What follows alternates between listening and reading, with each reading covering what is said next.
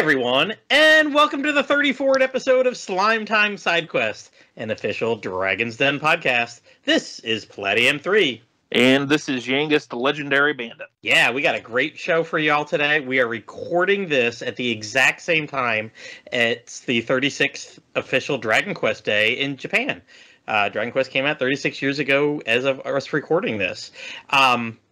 And that's the release anniversary of the initial Japanese game. So awesome day today. Yeah, it's definitely crazy. That's been 36 years since the series that, brought us all together, got its start. It's nuts. And, what a special day it is.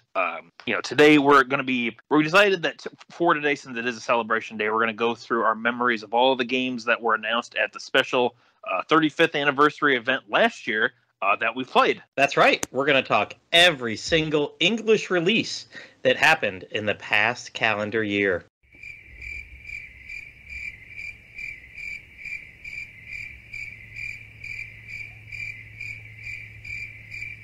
Well, I guess there's only one thing to say now. Sidequest complete!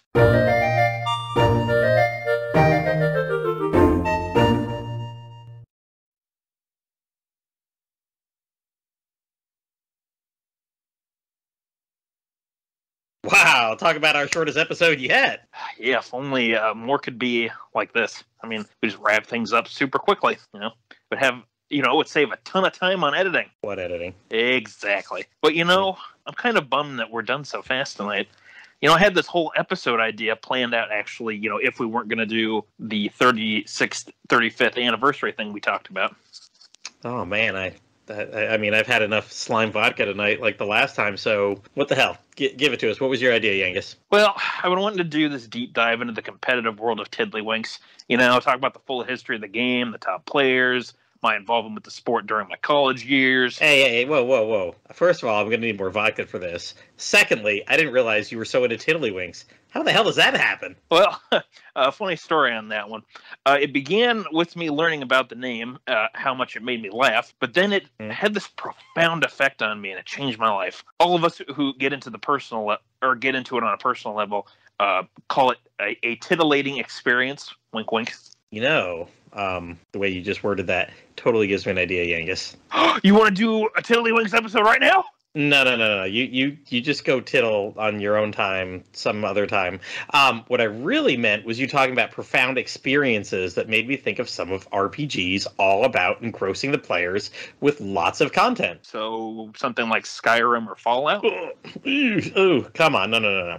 On our Japanese RPG-focused content here, I don't think so. No, we're going to talk about Level-5 and some of their well-loved PlayStation 2 games. We can talk about like Dark Cloud 2, Rogue Galaxy.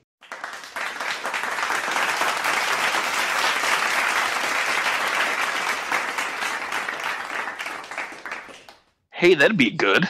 But, Platty, I haven't actually played any of those. Ooh, really? Well, you've been playing Final Fantasy IV in your, real life.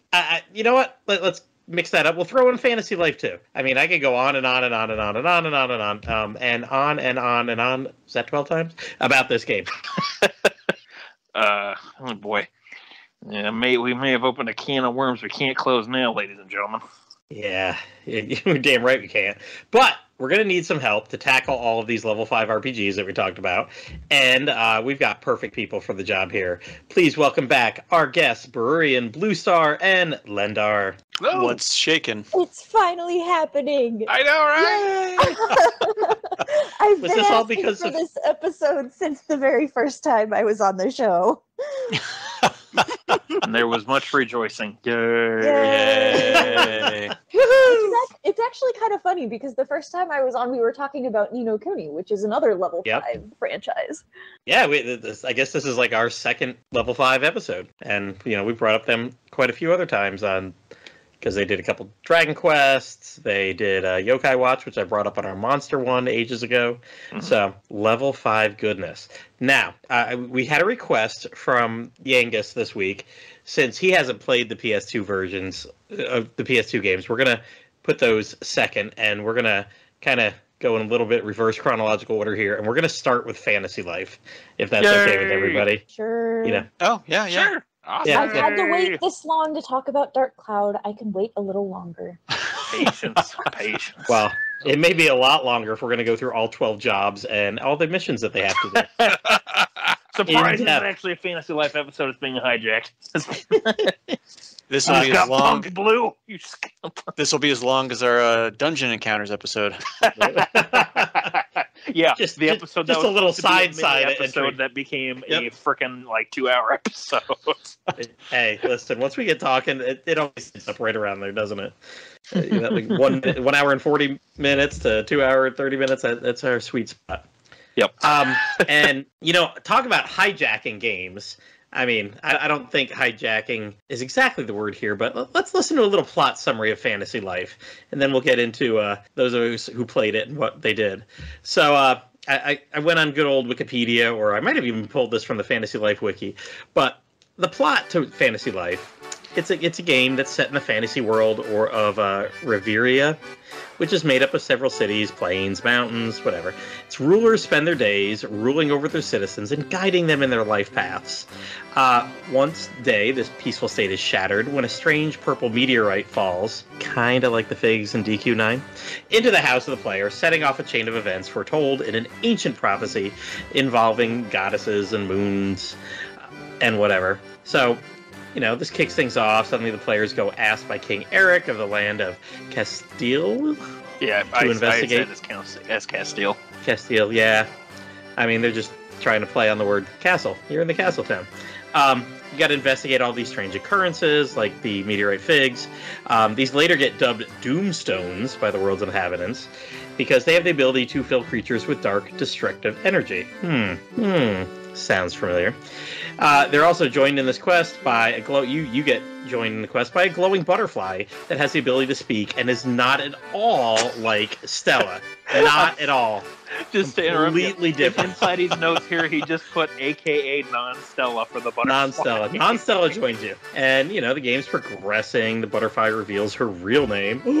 It's Uella, the daughter of Celestia, whom the people of Reveria worship as the life goddess. Soon, all these doomstones are revealed to be chunks of doom, or chunks of a dome, a dome that was up in the sky, surrounding Reveria, and it's slowly been falling apart. Hey, not unlike a Yggdrasil tree dying. Nope, not at all. This happened once in the past before. It got stopped by Celestia at the cost of her never being able to return it to Lunaris. So Uella and her sister Noelia discover that they have the only way to serve the world, and that's by gathering up the wishes. No relationship to benevolence at all. You're getting wishes from as many people as possible and taking them up into the sky, where those wishes will restore the dome completely. So you got to do that, find out why there's not enough benevolent wishes in the world, and just kind of keep going. Do all the life stuff. Yes, and speaking of life stuff, you get 12 different job classes you get to pick from for this game. You have ones that are more combat focused, like mercenary and knight. You have ones that are more focused on crafting side of things, like blacksmith and Carpenter. There's carpenter. Thank you. I actually went with the blacksmith one when I first started playing the game.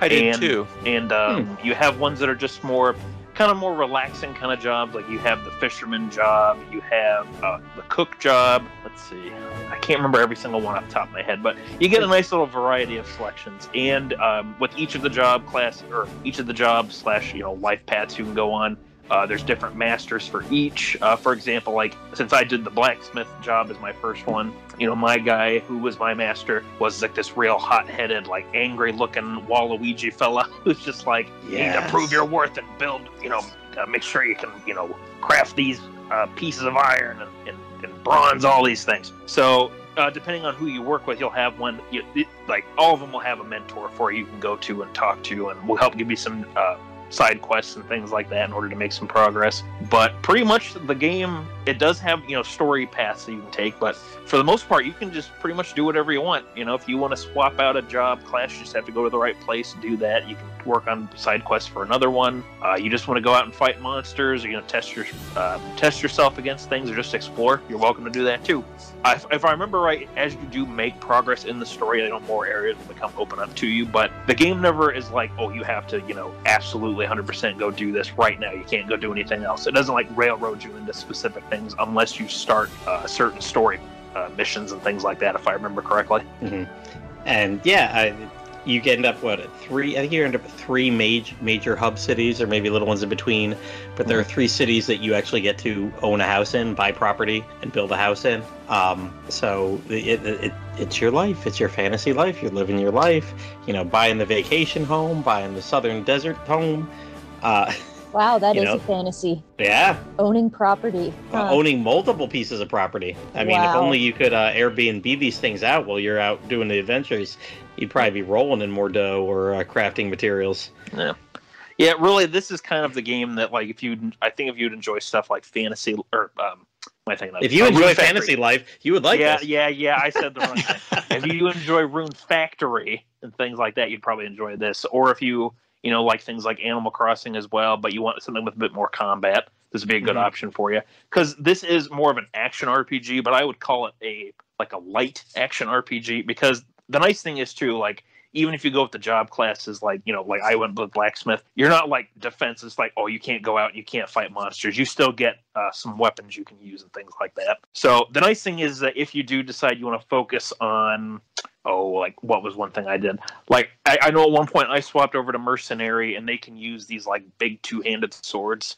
So I made some progress in that, but I'm I'm going to go back to working on the blacksmith stuff. Well, the nice thing is if you do make progress in one job class, it does carry over to the other one. So, my blacksmith guy, originally he could only use little swords or knives and things. But because I worked on the mercenary one, I was then able to equip, this heavier armor. I was able to use these bigger swords and things, and, was able to use the skills I'd picked up from, doing the other job classes. So it's kind of like this game takes the ideas of, in some RPGs, let's use Dragon Quest, for example, where in certain Dragon Quest games, if you master certain job classes, or you learn different abilities in job classes and you switch over to another one, most of the time, those skills will still carry over for you. So it's kind of a take on that, but just with more of the armor selection and some of the other activities you can do besides, combat-related stuff. Mm-hmm. And you mentioned Rune Factory. That's exactly why I got this game to begin with. I'd always liked Harvest Moon around the turn of the century. Harvard's Moon. It's always better when you're in college, man. Especially if you're at Harvard. But that was my gateway into these kind of games, was Harvest Moon. And then when I saw 10 years later or whatever that they were making Rune Factory that was Harvest Moon plus some light battling, I'm awesome. And then you move from the DS to the 3DS, and all of a sudden it's hey, you like that? Why don't we cut out the whole farming stuff and just focus on gathering resources and battling, but in a light, fun way. This is no Dark Souls or anything. It's almost like a light Zelda experience in terms of battling and whatnot. Yeah, it definitely feels like, just for having played some of the the more action heavy focused ease games, the later ones, it's nothing that's going to be as crazy fast paced as those can get. This is one that just speaking from my own experience with not having too much experience with action RPGs, is a really good one if you're new to that sort of genre, because it eases you into that. And combat, there are some enemies, they're going to be tougher, but I never felt when playing it that I was overwhelmed by how fast combat was moving, or I had to learn all of these intricate button combinations or nothing like that. Usually it's just, if you have your weapon, you have a button to push to swing it. If you have you can use your R button or something if you have a shield, hold that up to protect you. So, it's pretty easy to understand it. I didn't mess with the magic stuff, so I don't know how that works, but, I imagine it's the same sort of thing. Did any of you guys mess with the magic stuff more? Is it just as simple as you cast a spell and tap something on your touch screen or something? Oh yeah, it's just as light and easy. You walk around with your staff, cast a fire spell or whatever. And like even more so than you, I am not an action RPG person. And which we'll get into the DLC later. I took every job class up to God tier. I did all the side stuff, all the everything, and some of them are Dragon Quest 90. Definitely, you can feel the same DNA there with like, hey, you know what? Go kill 5 slimes with only a poison needle or something like that. There are some of these kind of requests, like only use fireballs and go kill a fire spirit or something like that. They get a little harder to do, but I mean, nothing's really, like you said, you don't have to learn all the button presses, all the special attacks, all the everything. It's a chill, as chill as probably an action RPG could get. Mm-hmm. Yeah, definitely feels like one that's easy to pick up and play for a little while too, because like, gosh, what was it? Like, I remember I got this game, I think it was at Christmas, like a year or two after it came out or something, because you had told us so much about it, Platy, on the Dragon's Den and elsewhere. Just, hearing you talk about it a lot, it's like, hey, I kind of want to check this game out, see how it is. And, the nice thing is with it being pretty easy to pick up and play, do a little bit here and there. It worked out pretty well because, Christmas time, you're pretty busy. I did take it with me to Christmas Eve then, or to Christmas evening, like for, with my family and stuff. But it was just a good one. Like if I just was like real quick, wanted to like just do a bit of the blacksmith stuff, or if I wanted to go out and like, it's like, oh, hey, there's this monster out in the field. You want to go try and kill it? It's like, oh, yeah, sure, I'll go do that. Like, real quick, Takes like five minutes or so, Pretty easy to get in and out of the game. So that I appreciate it, too. Yep. I mean, this game is... It's funny that it's so... I keep thinking of it paired with Dragon Quest IX so much. These are my top 2 games on my 3DS. These are the top 2 games over the past 13, 14 years. Well, I guess it wouldn't be that long for...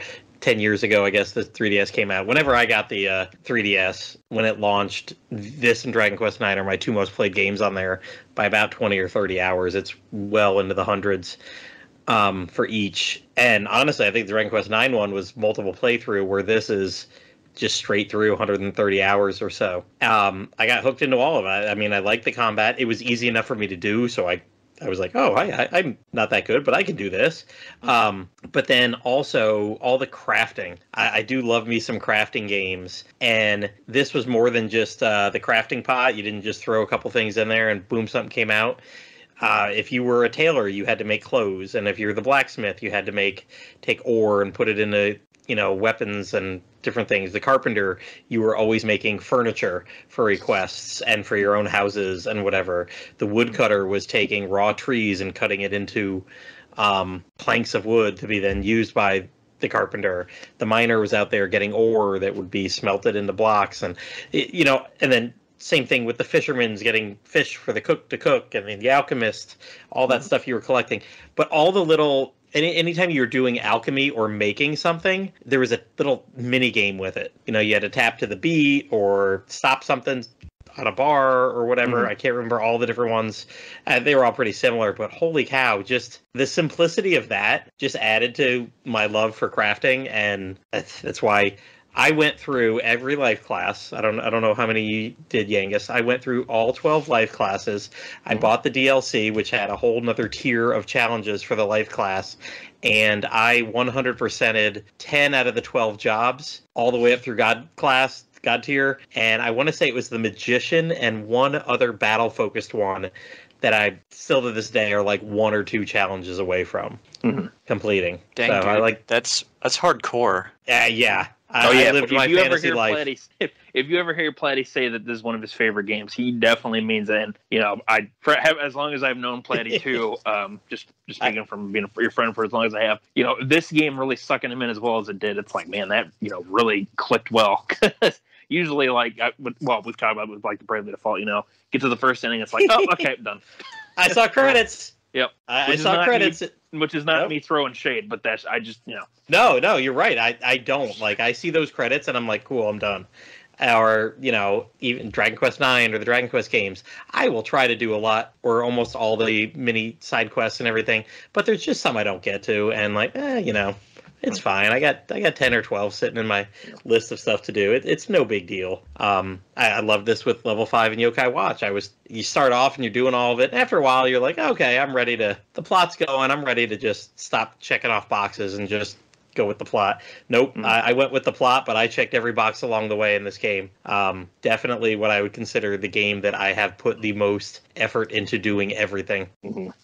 Well, definitely, like to me, that definitely says like the game really clicked with you because and it just shows that you were having a constant amount of fun with it. I don't really know how to better way to put it than that, but I think if a game can do that, where you want to keep or you can keep replaying it, or like want to keep going more and more, with what opens up to you, or if you're like, oh well, I haven't done this part of the or this job class yet. Let me go work on this one for a while. And you have that drive that you want to do it. I mean, to me, that shows like, the devs did a good job with their game design and, how they presented everything to the player. Yeah. But, Llendar, what about you guys? Played this too, right? Yeah. What do you guys think? Plattym and I have been doing a lot of the talking for this one. For me, I actually, for the most part, have all the classes up to Adept at the very least. So, like I last checked, I was actually trying to get to Alchemist to Master from Adept and everything. But most of my classes that are Master are the ones I enjoyed the most. First off was Angler, and I stayed Angler forever. Because I judge every game that has a fishing game by their fishing game. There you go. There you go. That's fair. That's fair. If it doesn't have a good fishing mini game, it's not worth my time. Then after Angler, I went to Miner for a long time, and then Woodcutter because I love cutting wood in games too. I don't know why. It's just a really relaxing thing. Mm-hmm. Like when I'm playing Minecraft or something, I'll just sit there and cut wood all day and replant trees and cut wood all day. It's funny you say that too, because like I just speaking from my own experience with like Dragon Quest Builders, I found that the most relaxing, just collecting like all the dirt or finding all these things out there, and then you like craft them into better materials. So I totally get what you mean. It's kind of a relaxing experience. It's just a brain off activity that's just fun. Yep. And who the hell was making fun of me for wanting to chop down trees today? Was that Pendy? I'm calling you out, Pendy. I don't know. It's like Pendy and Ost or something. I wanted to chop down Ost's tree. Oh yeah. Well, I was singing a lovely song about you in the Discord because you're a lumberjack. You're okay. You sleep all night. You work all day. That nice, honest work. Yeah. But the only combat class I mastered was Hunter. That's just because I wanted to keep that way. If I have to go fight for anything for the previous classes that are just purely crafting based, that's what I did. And yeah, Alchemy is the one that I always had trouble collecting for because it requires a little bit of everything and it's annoying. Yeah, you got to gather. Yeah, that was the one I remember having the most trouble with. Other than that, sorry, Plattym. What were you saying? Sorry. Oh, I said, Alchemy, like Llendar was saying, it's a little bit of everything. You got monster drops, you got the gathering, and, a little bit of luck, a little bit of just wander around everywhere. Insane. Otherwise, if you get like the miner done, the woodcutter done, the angler all mastered, you have blacksmith, carpenter, and cook all on easy mode, and then Taylor comes with woodcutter. It's just really fun.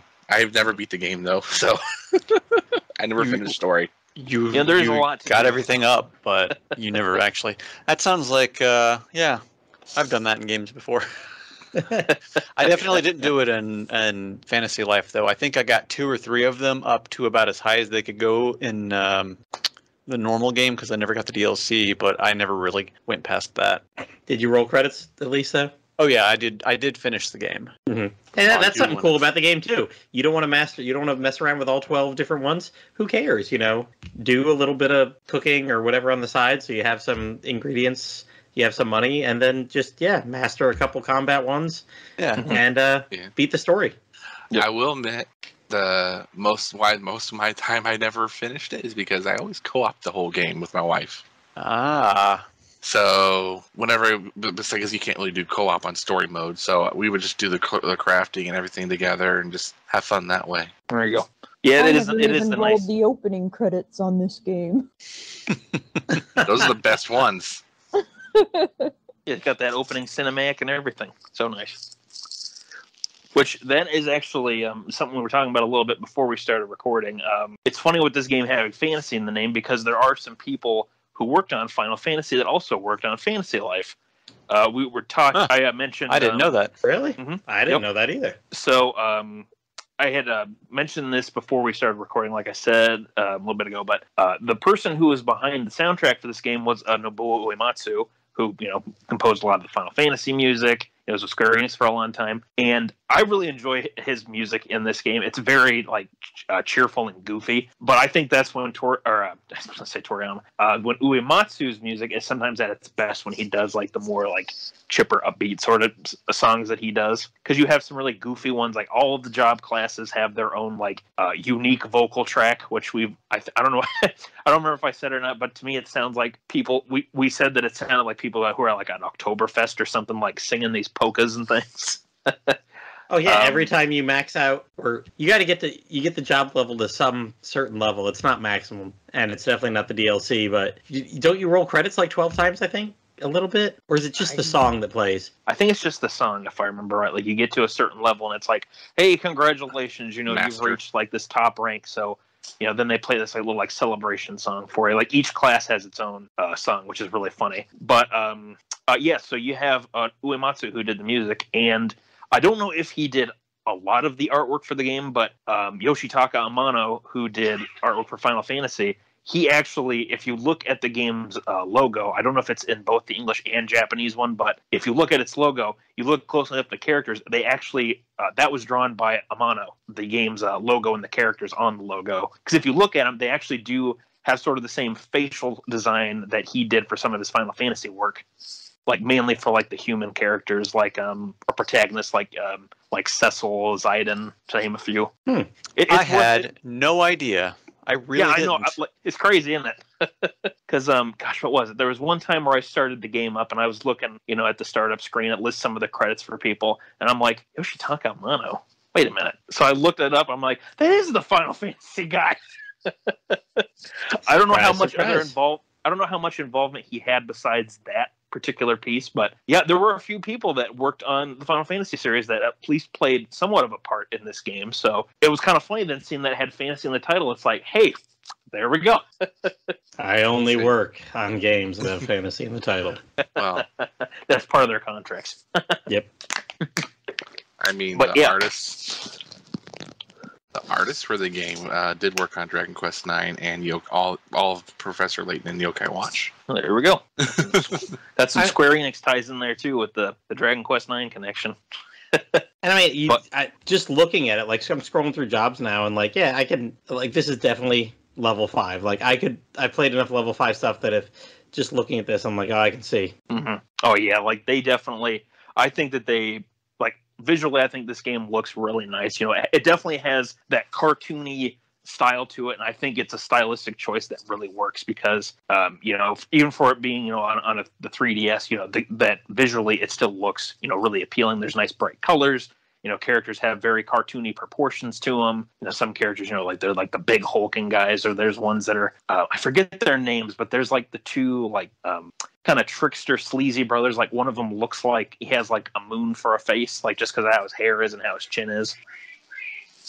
So there's some fun designs, both for human characters and for monsters and stuff. But I got nothing else on this game unless you guys have anything else you want to Bluestar, did you ever play this one? I have not. That's what I meant when I said I haven't even rolled the opening credits. So, what were we talking about back in February? You know, the games I love to hate. And, you know, if not for this game, I never would have bought Ever Oasis to begin with.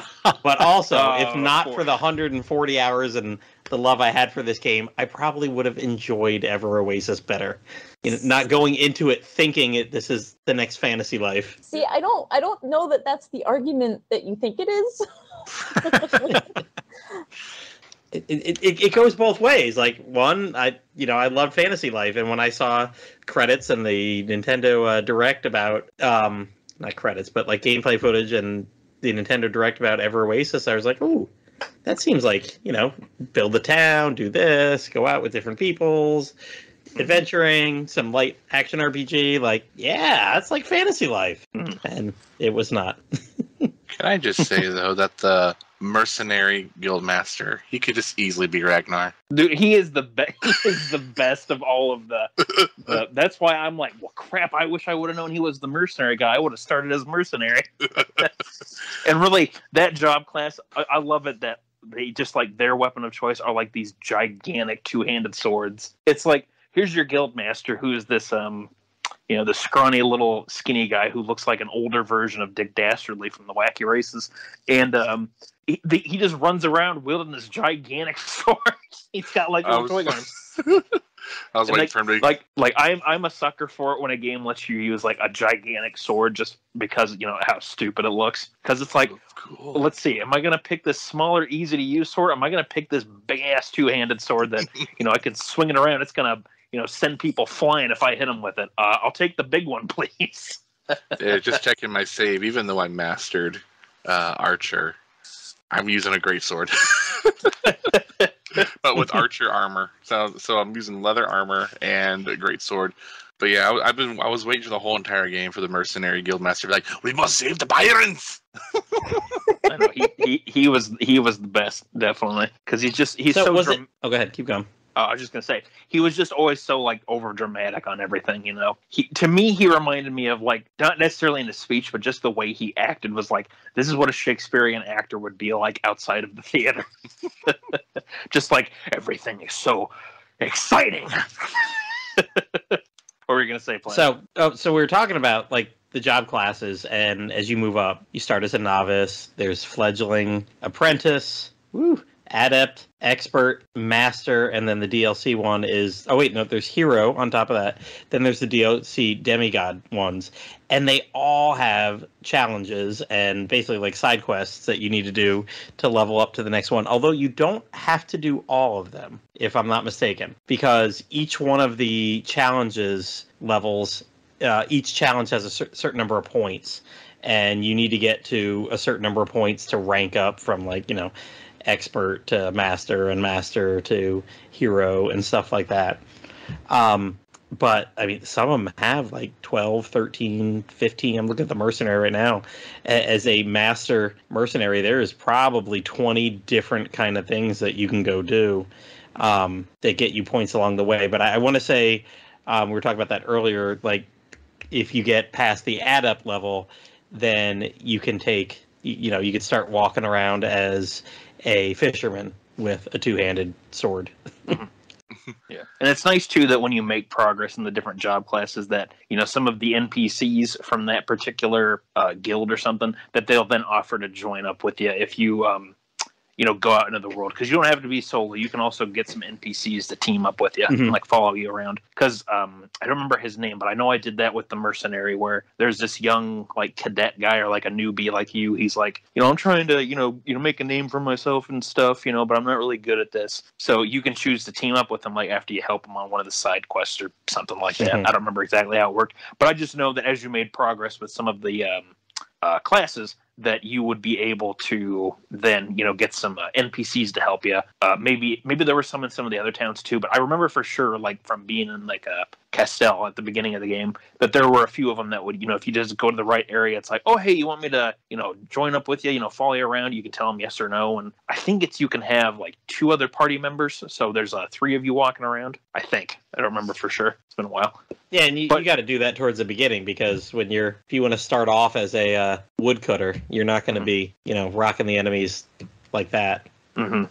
Yeah, it was definitely helpful with doing the blacksmith job class, because when I started that out, it was just not really having the best of weapon and armor choices, but I had an option. I think it was a gal that could use some magic, so she could do a lot of the damage while I would go in and like do like some like quick little hits or something, just do some light damage, but she would like throw a fireball or something, bam, she does like the most damage. So yeah, you got plenty of options for how to approach tons of things with this game, and I think that's pretty cool. All right, I think. Oh, go ahead, Bururian. Oh, actually, it was me. Oh, it was Llendar. Yeah. It was not me. Sorry. What I do love about the game is also all the hidden like NPCs that would actually add on more challenges for while you go. Mm-hmm. So like if there's certain ones, they would unlock you more challenges for your class. So if you did do some things and you needed a little bit more of a boost, it was really fun. Mm-hmm. Mm-hmm. Yeah, and this is a game. I wonder what how long to beat says about this. Yeah, I'd be curious about that, because there's tons of stuff you can do to get sidetracked by whether you choose to be or not. Wow. So, main story 31 hours, main plus extras 68, and then completionist 157. I can tell you, I'm gonna if I sat down and actually finished the last couple things, I would complete that at about 120, 130, so, or maybe 140. So I believe these times. There's quite a lot of leisure time, 278 hours.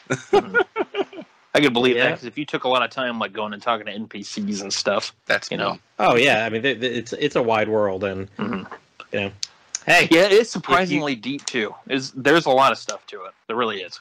If you were someone who was all excited about playing Dragon Quest IX as an action RPG with your buddies, co-op, you obviously didn't get the chance to because it was turn-based. Maybe you should try out Fantasy Life. I mean, the director of 9 was also the director for this. Yep, there you go. Yep. So this game's better. Oh, who said that? That's weird.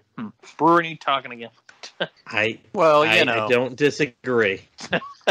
Like, if I had to write one right now, it'd be this. All right, but we need to talk a game that Bururian is currently playing.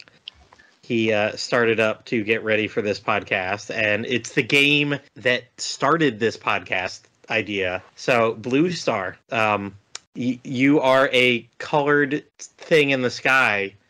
What about some other colored things in the sky should we talk about? What kind of transition is that? What a great... Wow, nice segue. Dark clouds. Why don't we talk about dark clouds? We've had blue stars and dark clouds. Colored things in the sky. What about... I thought you were going to bring in the whole thing about how I apparently like my men dark, cloudy, and roguelike, but somehow that was worse. What about Well, I mean, that would be your fantasy life, wouldn't it now? Oh, there we go. I got all 4 of them in there. There we go. Okay. So go ahead with that. The first dark cloud. Well, so when we logged onto this, I realized that none of us wrote any notes in the script. So I made the note under the plot section that we have no notes. So someone could say it's about a mouse destroying the world, and no one would know the difference. That sounds like a great game. Can we talk about that one? So this is more like a dark version of Dragon Quest VIII with the bad mouse? Just Munchie's Rampage. Munchie's Rampage. I love it. Let's talk about that game. That sounds great. So actually, the game had this really cool glove. I thought you were going to talk about his really cool hat. No, this game is about a boy with a really cool hat that looks like he has a watermelon on his head. I'm actually not sure how the hat keeps its shape, but he does take it off in the game, and it seems pretty solid. I have a comment about that hat. Go for it. For 20 years, because of the box art on that game, on for the cover of Dark Cloud, because he's got that tan wrap that goes around the sides to, I guess, tie it to keep the shape. On the box art itself, the tan wrappings makes it look like he has elf ears. So I was for years, I was like, is this some like Hyrule bullshit?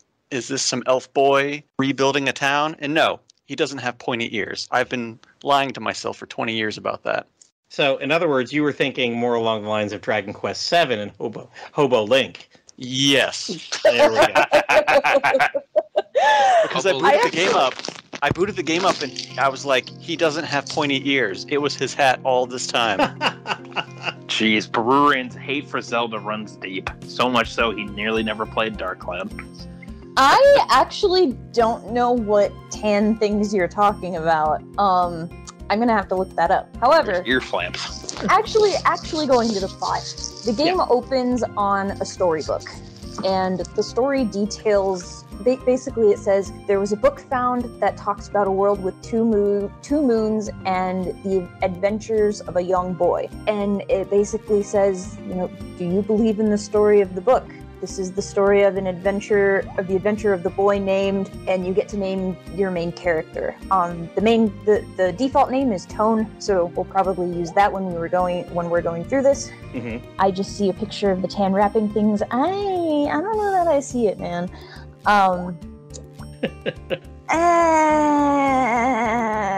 Okay, maybe. It looks like he has pointy ears. It definitely looks like he's got pointy ears. But when you look closer, you can see his ears. So I think it's a little bit of a stretch, but okay. And it basically opens up, you're a boy living in, sort of a small town, you're having dinner, there's a girl who comes up to you and she's like, hey, we have to go to the festival. And, you go outside and the town's having a festival, everyone's dancing, and then, there's this big evil thing in the sky that suddenly he started blasting, and basically a giant windmill falls on top of you and everything goes black. You wake up then by some old guy saying, hey, and he introduces himself as the Fairy King, which I know of another fairy that says, hey, listen to me, hey, but that is not this fairy. He doesn't look very fairy-like either. He doesn't, but he does introduce himself as the Fairy King. And he basically gives you the knowledge that he saved everything in the town just before it was destroyed by essentially sealing it away in a bubble. He then gives you this magical stone called the Atlamelia that he says can release these things from those bubbles. So essentially, you go dungeon crawling, randomly generated dungeon floors. You're going around collecting all of these things and basically putting the world back together. So you do that through a bunch of different towns, meet a bunch of different people, get new allies to join you on your quest, and battle some pretty rad monsters and get some pretty rad weapons along the way. I do want to make the comment that, correct me if I'm wrong, but I feel like I remember the Fairy King basically going, normally we don't like humans, but I liked you, so I saved the towns. Something a lot, yeah, that sounds about right. Which is just like, thanks. But hey, I like the ambiguity over the pointed or rounded ears. Yeah, right. The whole blue dress, gray dress. It was either blue and black or white and gold. If you're gonna make the reference correctly. So Fairy King just wanted to know. I don't know if it's round or it's pointy, but I can't let this dude die or I'll never know. So I actually think one of the reasons that I don't see the pointy ears is because this is actually one of the very first games that I played. So I think I've mentioned on the podcast before that I got Dragon Quest VIII for $8 in the bargain bin at GameStop when I first inherited my PS2 from my uncle. Mm-hmm. Dark Cloud was one of the games we bought at the same time. Mm-hmm. So I kind of started and got introduced to both of them at the same time. Of course, I was really young and not super well coordinated at the time. So it was actually my dad who started playing these games and I watched him for the most part. But there was actually a time when we got Dark Cloud and Dragon Quest VIII mixed up. I think it was we'd started Dark Cloud first, and then another day my dad comes in and puts Dragon Quest VIII in, and he's like, wait, this isn't the game where I was running around in the cave. Which one was that? So yeah, this game has a very special place in my heart, right up there next to Dragon Quest VIII. The irony being the first place you go in Dragon Quest VIII is running around in a cave. This is true, but there's some extra steps to get to the cave in Dragon Quest VIII. True. There's an overworld, which there is not in Dark Cloud 2. You're in the town or you're in the dungeon at all times. Or not Dark Cloud 2, sorry, Dark Cloud. There's no overworld in Dark Cloud 2 either, spoiler alert, but yeah. I was just making a blanket statement. I covered both now. No overworld. Let's talk about everybody's favorite character, Goro. Goro is my least favorite character. He sucks. That's my brother. Leave him alone. I was going to say, that is...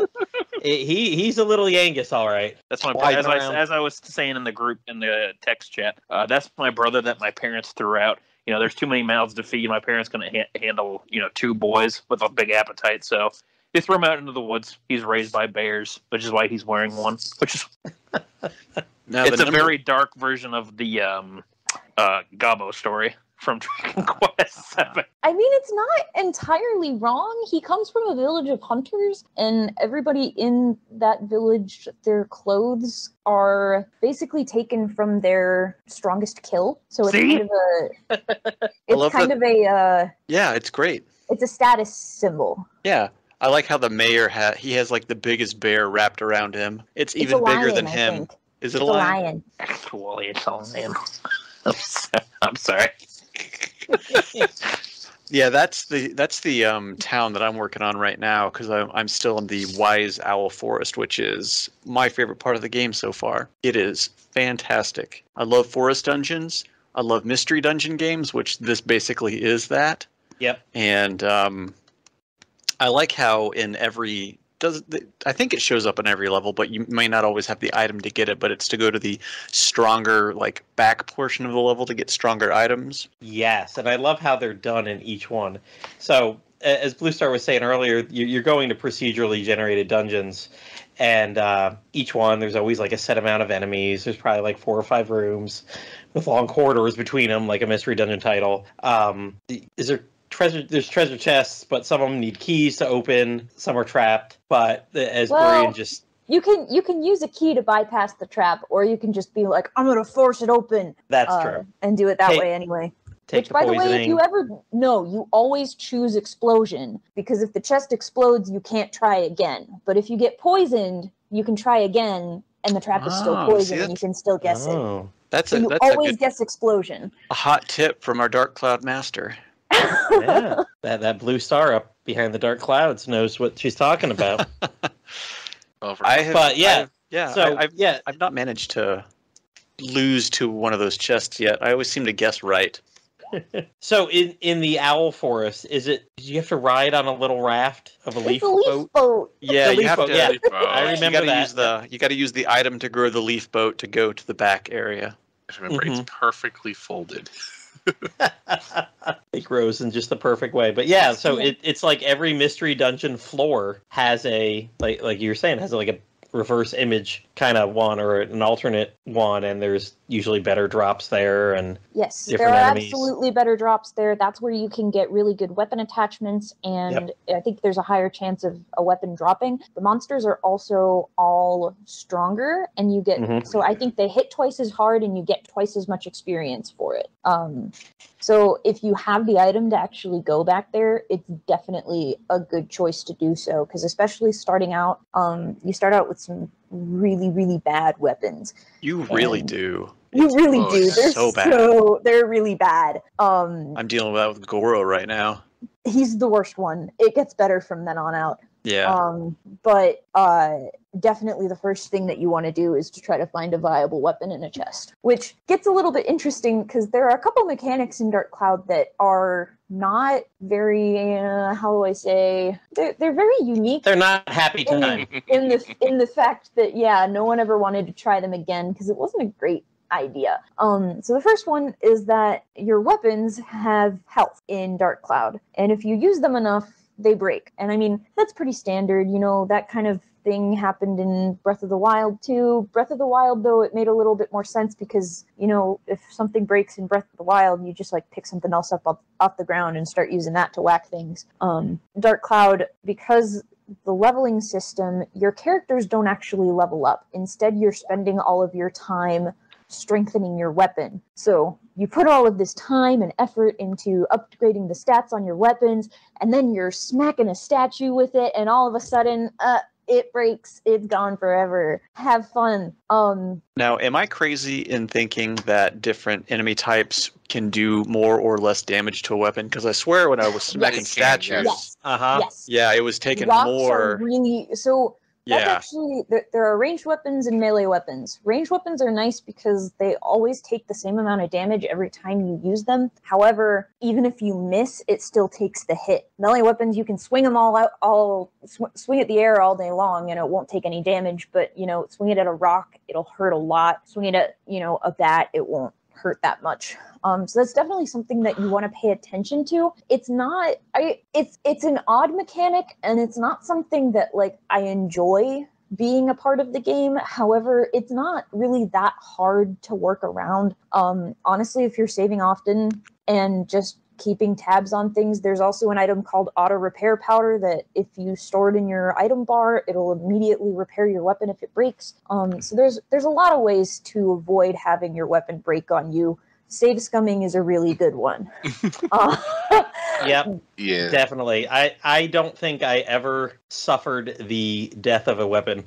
Yeah. I never let that go. If it broke, it'd be nope, reset. I haven't had that happen yet, but I also don't save scum, but it's been very detrimental for me money-wise because auto repair costs 200 gold, where just regular repair is 20. Yeah. So doesn't it beep annoyingly at you when it's getting low? It does. That too. Yeah. Auto repair powder is something that you buy one of and keep it in your hotbar for emergencies. but everything else you want to keep trying to use regular repair powder as much as you can. Oh, so the mechanic of letting you escape the dungeon for free when, all the monsters are clear off is put 2 steps back for me when you enter the back stronger area, and whether you decide to clear those monsters out or not. But if you come back into the main area or the main level and having cleared everything before, everything's repopulated, and I very much did not like that. Yeah. Honestly, it's always good to go to the back area as fast as possible, which is almost never possible. Yeah, definitely it is a little bit of a pain. I found that I usually went to the back floor as the last thing, and basically when I got back from the back floor, I would usually take the gate key that I had already gotten from going through the dungeon the first time and just run straight to the exit and leave that way. But yeah, definitely that's something that, it's like a 2005 game. They're not all the mechanics are going to be gems. Oh, no. I appreciate it for what it is, definitely, considering how old the game is. It's got some pretty interesting things that if I had played it when it was a new game, I would never have seen this mechanic before, and I would have been intrigued by it. Yeah. Mm-hmm. So the other mechanic that is kind of maybe this wasn't the best design call is that your characters have a thirst meter. And essentially as you're running around the dungeon, thirsty. Yes, they're very thirsty. Oh yeah. Basically your water meter starts to run out. If your water depletes all the way, your health starts to drain. So I guess I think it's similar to the food mechanic in Caravan Heart to a degree. You know what? Again, Mystery Dungeon. Most Mystery Dungeon games have a hunger meter. Yep, that too. Torneco's always bringing around the bread. This is why I never use the bananas, because it's just not worth. It's just not worth the thirst depletion. Yeah, that's true. However, least there are some pools of water around the dungeons. They are very generous with. I always called them waterfalls because they were actual waterfalls in the first dungeon, even though they're not waterfalls in any of the other dungeons. But those are nice because they're, it's a randomly generated dungeon, so you'll either get 3 of them on one floor, right next to each other, or none at all. But those are nice because they fully heal all of your thirst meter, and they also fully heal all of your health. So if you're having a bad day, you can always run back to the waterfall to sort of heal up and maybe try to take on that dragon from a different angle. If only the water also healed up your poison status effect. Yeah.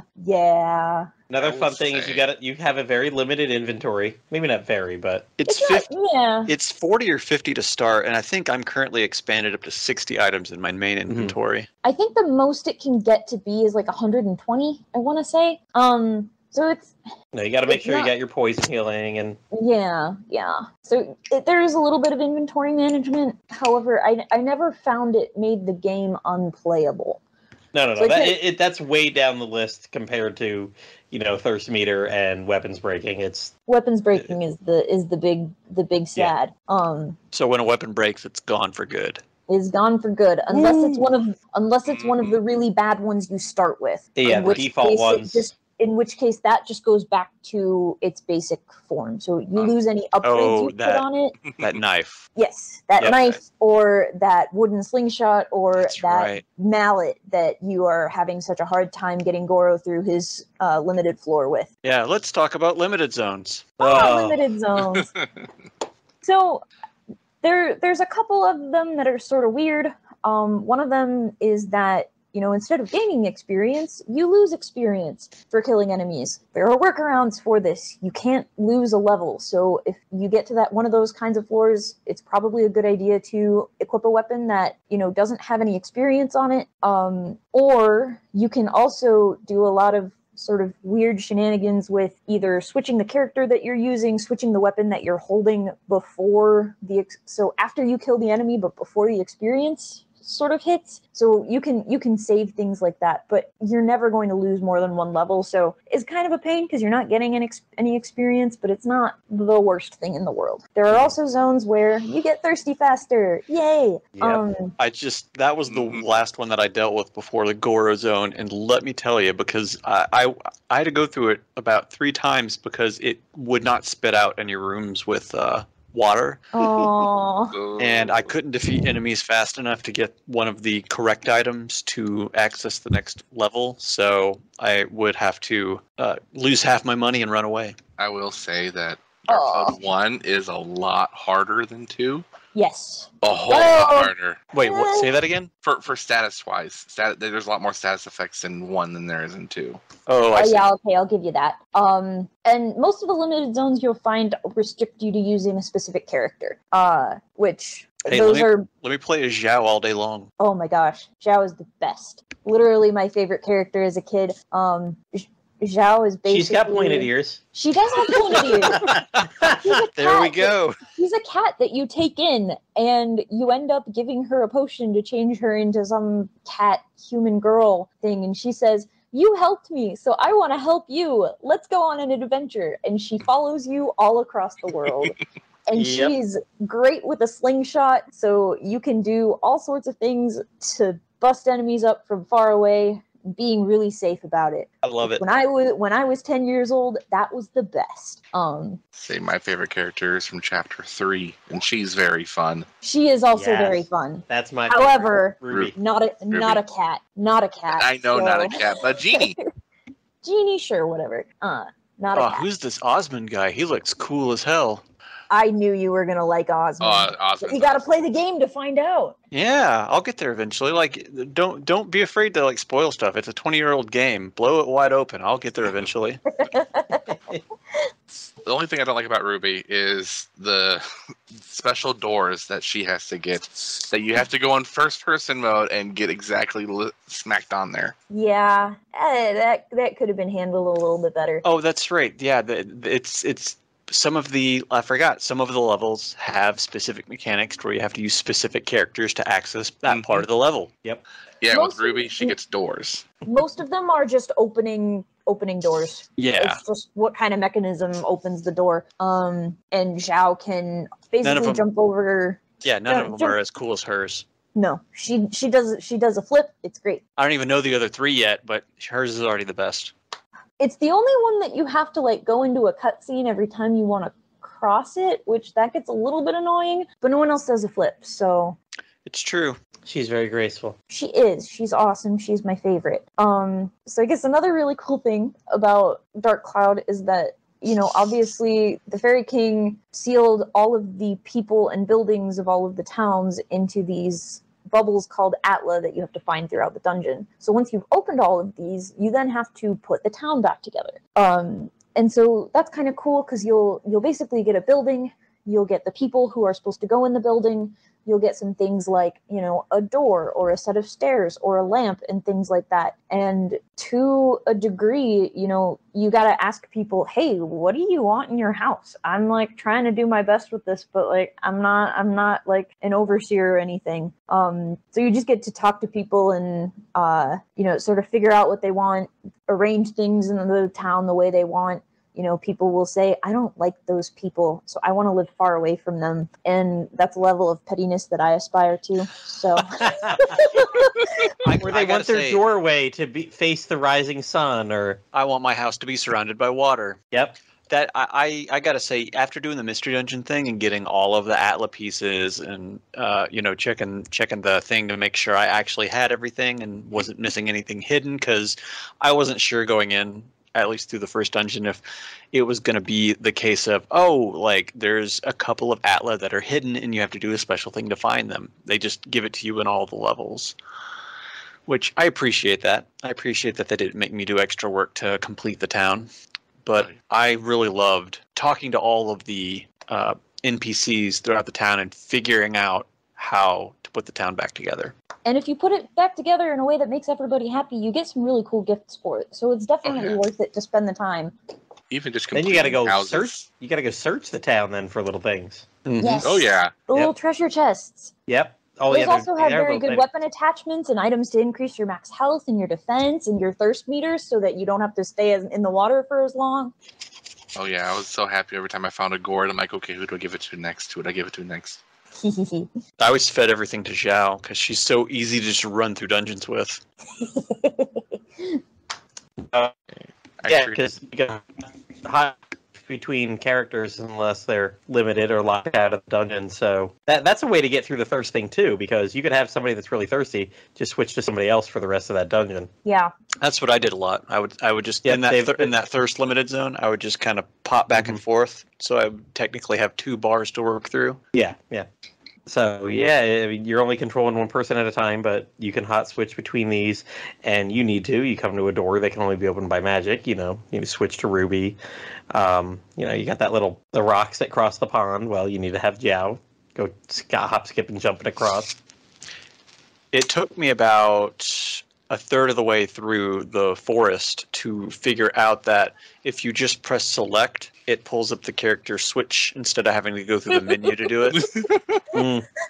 That's a good find. Yeah. That was a good find because I'm playing it on the PS4 and it technically does have a manual that you can access, but it goes through the really cruddy web browser for the PS4, and I was just like, screw this. Yeah. So hey, just to jump in real quick, I'm looking on my PS4 right now, and both Dark Cloud 1 and 2 are on sale for 50% off. They're like $7.50 right now. Yangus, buy it right now. Just Yangus, get it. You have to play these games. Yangus, how about you send me the money and then I'll buy it? I will send you the money right now. But then Yangus is going to have to go buy a PSN card, and by the time he does that, it'll probably all be gone. I got till June 2nd, it says. So you got a week. Yep. You give me the way to send you the money, and I will send you the money. I will send you this $15. Apparently. Oh, Rogue Galaxy should be on sale then too. I was going to say, yeah. So that's something to note right here as we're getting into our PS2 discussions. All 3 of our PS2 games tonight, Dark Cloud 2, and Rogue Galaxy, were all very early on the PS2 on PS4 titles that they did. Because Sony owns them. Yep. Oh gosh, I like to think that I helped getting Rogue Galaxy on the PS4 because about 2 years, 50% off too. For about 2 years, I consistently emailed Level 5's North American email address being like, please put Rogue Galaxy on another system. But back to Dark Cloud, because Rogue Galaxy is later. It does look like Rogue Galaxy is on sale for 50% off too, so hey, there you go. Llendar, get all 3 right now for $7.50. The fishing mini game, since you talked about I was actually want to see if you want to talk about Master Utan and how he travels between both games. He does travel between both games. And Master Jurak? Or was it the Treant? It's Treant. Treant, it would 1, and then Jurak in 2. Yeah, but it's the same tree. Yeah. It's just crazy how, they're there, but the rest of the world from 1 is not. But the moons are still there. Yeah. So there's some crazy finagling there. But the fishing minigame for 1, yeah. I just loved sitting there just casting out, watching the outlines of the fishies forever, and then just hoping that was a big fish. Yeah. Basically, it's a fishing mini game, but the mini game part is in air quotes because there's not really a whole lot to do. It's kind of like fishing in Pokemon. You throw things out and hope, and you see the bobber go under, and you hit a button, and hey, you got a fish. But there are some rare fish that you can catch to get a lot of points. You can spend those points then on really good weapon attachments, and even some weapons in some cases. But the weapon attachments are the better deal. But yeah, power leveling in the end game relies on a lot of fishing for those special fish that only like potatoes. That's what I found. Yeah, for the net. There's no other good way to get good weapon attachments. I sat forever trying to get a Negi. I guess it's pure luck, or is it based on the bait that you use? It's based on the bait that you use. Some fish, the rare one that I'm talking about that only likes potatoes, yeah, it only comes out at a specific time of day in a specific spot. So there are some things there, but from Dark Cloud 1 to Dark Cloud 2, it definitely earns its right as a mini game. But yeah, it's definitely a kind of a fun part of the game. It's not huge. You can definitely play the whole game without touching it at all. I did it a little bit. I haven't messed around too terribly much with it because I was too busy trying to get as far as I could in the game before this podcast. which I feel like I made like 10 hours in, which is good for me to do inside a week. Mm-hmm. I will say, Yeah. I just remembered because you mentioned fishing, the how King Martin's also in 1 and 2. Martin is just a fish you get from Muscalaca. Yeah, the Martin Garyon. King Martin is like a special one of those, though. He's a lot bigger than the Yeah. ones you can catch in Peanut I like to Pond. think. I like to think that elves like to throw poison apples and just feed it till it got bigger and just couldn't leave its pond. And then it moved to the forest somehow. Yes. I mean, it can wink. It can wink and do special things. I guess it can teleport that way. It's a magical fish. There's a lot of it's a 2001 PS2 game. You know what? There's a lot of plot holes, but dang, I love it anyway. You know, just for this Dragon Quest podcast, I'll just say it uses Zoom. It's like an Asian carp. It uses Zoom whenever you see something flying at it. So yeah, and then I also kind of wanted to talk about the post game, which the post game is, we'll talk about the end game first, because we mentioned the backfloor keys earlier, and it's actually kind of an interesting piece of trivia that the final dungeon, when they translated the game, they accidentally deleted the backfloor key as a drop in the last dungeon. So you'll see the backfloor door in the dungeon, but you will never get an item for it, ever. It's kind of sad and kind of a big bummer. However, the English version did get an entire post-game dungeon with 100 floors, and that one does have a backfloor key. So, Yay, silver 200 lining. floors. Wow. 200 floors. No, it's only 100. But you've got the back on each one, baby. Oh, okay. If you've got that many backfloor keys, I must be doing something wrong. So No, please. I never went very deep in that. I think I did maybe 10 or 15. I think I got to floor 40 before I burnt out. It's so many floors. It is. For reference, it's 100 floors. The next longest dungeon in the series is the post-game dungeon of Dark Cloud 2, which is, I believe, 38 floors. So there's a pretty big difference there. It's a big dungeon. It's a big dungeon. Is it big in terms of each level is massive, or just the number of floors? It's mostly the number of floors. There's not really a whole lot of, I mean, it's kind of the same dungeon sort of deal. I wouldn't say anything is much bigger than anything else that you've seen. The monsters are hard, though. You better get yourself that Dark Chronicle sword. So you can get the Dark Chronicle too. Or a tall hammer. Or a tall hammer. Or Or Bururian's shiny favorite ring. character. Last Judgment is the better way to go.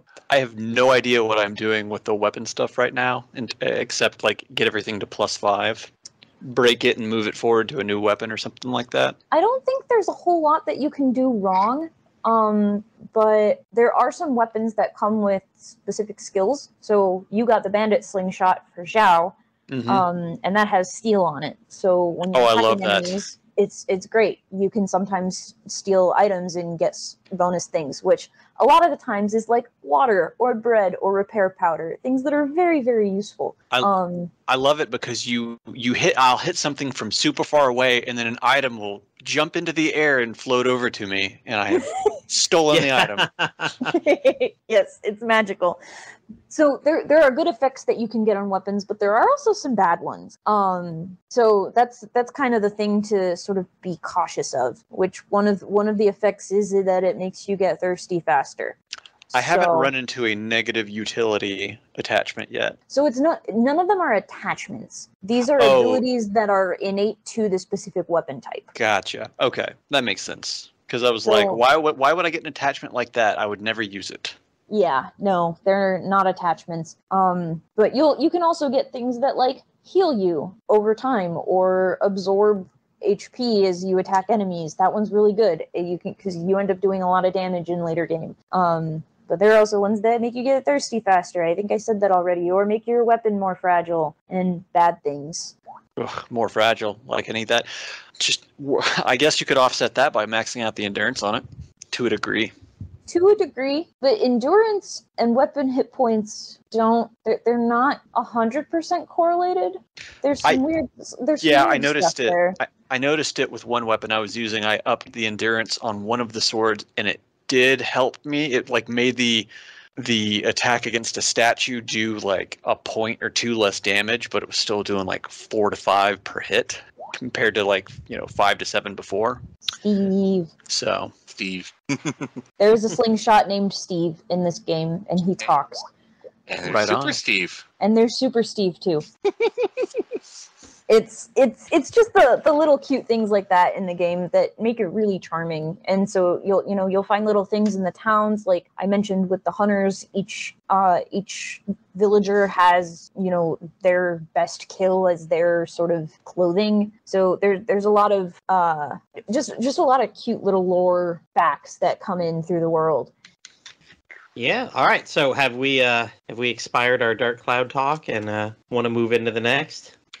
I want to gush about the soundtrack at some point. Oh, go ahead. Gush about that now. But we can also gush about the soundtrack for Dark Cloud 2. Do you want to gush about the soundtrack twice? Yes. Okay, let's gush about the soundtrack twice. This is honestly one of the best video game soundtracks. I mean, between the two of them, I don't know that I necessarily could pick one or the other as like a better soundtrack. But the two of them together, it's such a good soundtrack. Literally every single song is really good and just really pleasant to listen to, or just really cool. And I love it. There isn't a video game soundtrack that I just find myself randomly singing more than this one. Not even Dragon Quest, which is saying a lot. Wow. Say what I love about Dark Cloud 1 and 2 both have probably the most relaxing songs I've ever listened to. Oh my gosh. And easily any of them can be just extended or just looped, and it's just like a perfect relaxing music to listen to. Though I do love the opening for 2 better. Play me Wise Owl Forest all day long. I love that so much. Oh, yeah, it gets better it gets better from Wise Owl Forest too. Oh, yeah. Maybe it's not as forest dungeony. I'm like, I don't know that the opening of Dark Cloud 1 is so good though. I don't know that I love the music that whenever the Fairy King shows up, that kind of, gosh, I don't even know what kind of instrument that is, but whenever he shows up to give you his little tutorials and stuff, I really love that. I would play that on loop. That's like feel good music for me. I'm like blanking a little bit on the actual tune, but I actually, probably because I'm actually thinking of the puzzle theme from Professor Layton, because I'm pretty sure it's the same instrument. It's a celeste. Oh yeah, I'm re-listening to the Spirit King song, and yes, it's really, really, really, really good. Literally, the whole thing is good. Just look for like a playlist of every song from Dark Cloud and listen to the whole thing. There are no bad tracks. Actually, I have a playlist. I have a playlist of Dark Cloud 2, and Chrono Cross all together in one. I'm happy rest time. Oh, that sounds really good. I have noticed consistently that Level 5 has had great soundtracks across all of the games that I've played with them. It's all the same composer. Except, obviously, Dragon Quest, because that's Sugiyama. But, all of their own games, like this. I've even heard some of the Inazuma 11 games have pretty fantastic soundtracks. Have you... It's that same composer. Is it really? Yeah, Tomohito Nishishira. Or however. Nishira. I might have to get some of his music on CD or something like that, because it is... There's literally nothing from anything that I have heard from these games that I don't like. Yep, he's also done Rogue Galaxy. He also did Yokai Watch and Professor Layton. That's about all of them. Yeah. Did he do Ni no Kuni as well, or was that someone else? That's no, that's Joe Hisashi. Yeah, from okay. Studio Ghibli. I'm really bad with like names of composers and things like that, so that's okay. But Ni no Kuni's soundtrack is also great. Yeah, it helps that Joe Hisashi's been working in the music industry for a long time, so his music's pretty solid. Just about everything he does. I also even love like the more darker songs for Dark Cloud, especially like the King's Curse. It's just like a really good like bassy song that gives a sense of tension throughout the whole thing.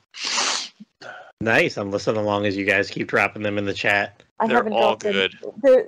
Those are like the only things that I post in the music channel on the Discord, is usually when I'm feeling I gotta listen to a Dark Cloud song, and then I listen to it and I'm like, oh yeah, I gotta share this with somebody, and then I pop it in the chat. Just start adding me. I'll be happy while I'm at work. Sun and Moon Temple is a very good one. That's one that sort of pops up in my head a lot. How about the Moon Factory? That's one of my favorites. Yellow Drop's theme. Yellow Drops and Moon Factory are two different things. Yeah. But yeah, those are both very good as well. All right, we ready now to move on to Dark Cloud 2?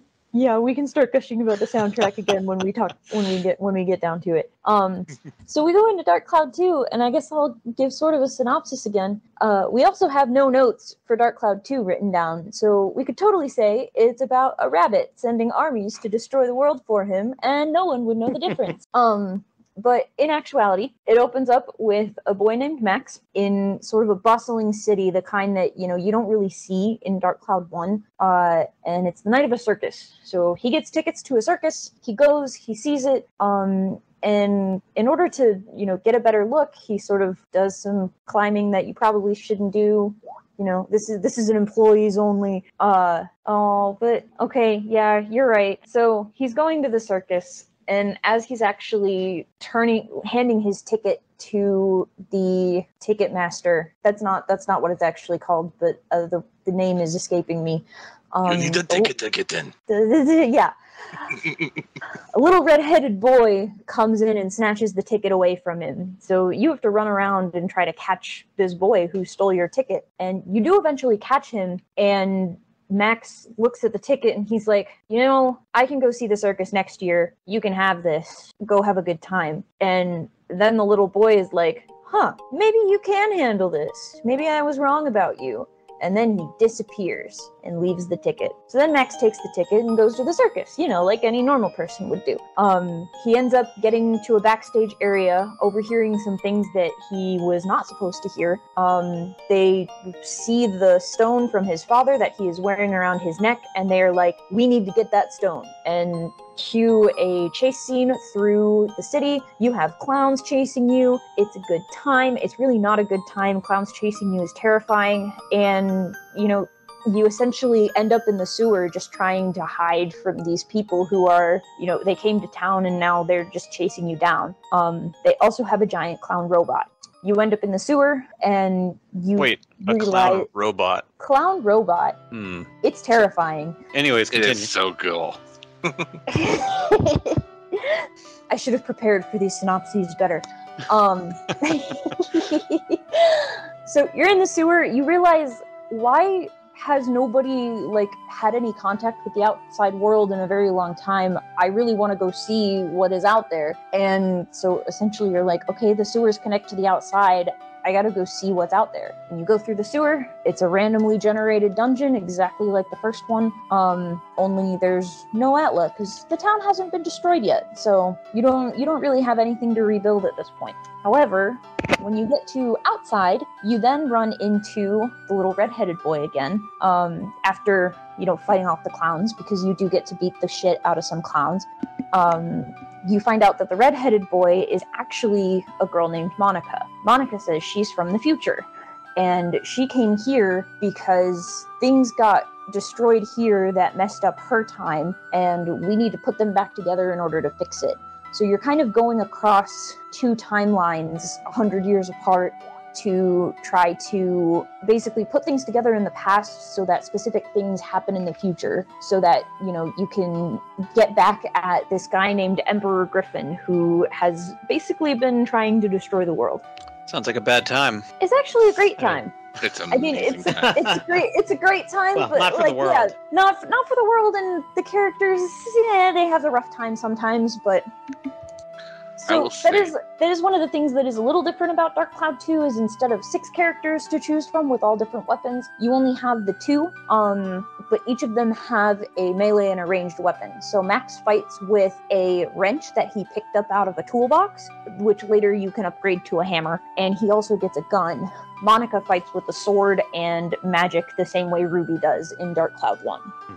So I haven't seen too terribly much of this game myself. But visually, I like what I see. I like the cell shading. I like cell shading a lot, and I feel like this game does it very well. Absolutely. It's one of those PS2 games that aged perfectly. Yeah, cell shading, yes. It's very hard for cell shading to age terribly. I can't think of a lot of games to where I look back at it and I go, oh, that's awful compared to, what else was on the system at the time. But Dark Cloud 2 looks beautiful, and I can't wait to eventually get around to it. It's a Yangus long should get ride. around to it too. It's $7.50 right now. Yeah, I already own Yeah. both of them. I bought both of them, or I bought all of the remaining like level 5 games when there was that announcement. I think last year, or the year before, to where they said they were shutting down the North American arm of level 5, and I was like, oh no, I better get this stuff before they pull it from the store. Oh no! And it's still here. Hey, that's okay. More people can get the game. Yeah. I'm just glad it didn't get pulled, and it is on sale. Go buy it. Go buy now. I just love the level, all the characters and everything about Dark Cloud too. Just because you can recruit people for towns, you can do mini quests of, like with the camera, which I love the camera system so much. The Yes. ideas. You take photos, you invent stuff. Only thing I don't like about it is that because with the camera system, you do have content that you can permanently miss. Yes, so that is something that I do recommend with this game is using a missables guide. Oh yeah. So there is You know what? I kind of applaud games that have missable content like that. Yeah, I mean, it's optional stuff. It's not like, oh, hey, you need not to. game breaking. Oh Yeah. no! It's not like you missed it now, so you can get it back in chapter 13 when the whole world opens back up. It's like, Oh no. no, it's gone. This is gone. Yeah, there's certain animations that you have to take pictures of on bosses, and then if you kill the boss, of course, it's gone. Oh, Those get to be the bad ones. Like, yeah, take a picture of, yeah. Like with the first one, the robot clown. If you miss that, he opens his eye sockets up and shoots rockets out of it, and you got to take a picture right there and then. Yeah, sure, you might get hit, but I mean, it's for the scoops. Take one for the team, man. You get good attachments for it, and Oh, yeah. good monster badges at the end, so it's worth it to do the camera quests. Absolutely. that reminds me of Cameron's Codex from Dragon Quest VIII 3DS. This is the OG Cameron's Codex. There you go. Now, if only Dragon Quest had golf. Yes. Or Fade I'm out. I'm so bad at golf. And it's roguelike golf. So, So, in I think chapter 3, they introduce a minigame called Speeda, which is basically, the timeline is all messed up. So there are these distortions that are appearing, and each distortion has a sort of piece that comes off of it that if you can put the two back together, the distortion closes and everyone's happy. However, the distortion is either red or blue, and in order to close the distortion, the sphere that you hit into it has to be the opposite color, and the sphere changes colors every time it hits a wall. yeah. Or just when it bounces. That too. Floors count as walls. So there are dungeons where it's really easy, and you can just whack it for all it's got, and you'll get really close. A lot of dungeons have a lot of out of bounds zones, which those are the bane of my existence, because I am very good at hitting things out of bounds and then losing the whole. And you have a limited number of shots to do this on each floor. And if you don't get it, all of it disappears in order to, try again to get the goodies from finishing speed on that floor, you have to redo the floor. And the chapter you get that in, chapter 3 is probably the worst one to do it in. It is the worst one to do it in. All those little islands. All the little islands and big cliffs that And you water. can't get over, and water. I don't know though. I kind of think the forest that before that is pretty bad too. Oh yeah. Because the game thinks, okay, it's a forest, it's a big open area, so you can shoot from one side of the floor to the other kind of in a straight line, but there are trees all in like the out of bounds zone, and if you hit a tree, you hit the tree, it bounces off, it lands in the out of bounds zone, you're shit out of luck. But but the game thinks, oh, that's open space, you should be able to get this in 2 shots. It's all the way across the map, so you need to line up a perfect straight shot to go through this grid of trees that you can't even really see in order to complete the minigame. And to make it harder, it's limited shots. Yep. Yes. You miss it, it's gone. So I was really bad at Speeda when I was playing it back on the PS2, so I didn't really bother with it. And, that's a good part about this game. You cannot bother with it and completely be fine. However, when I'm doing it on the PS4, there are trophies for things like getting all the medals in every chapter. So of course I have to go for it because I hate myself. And Sphida is one of the medals on each one of the floors. So I've gotten better at Sphida. Then there's also fishing. There is also fishing. Fishing is a lot different in Dark Cloud 2.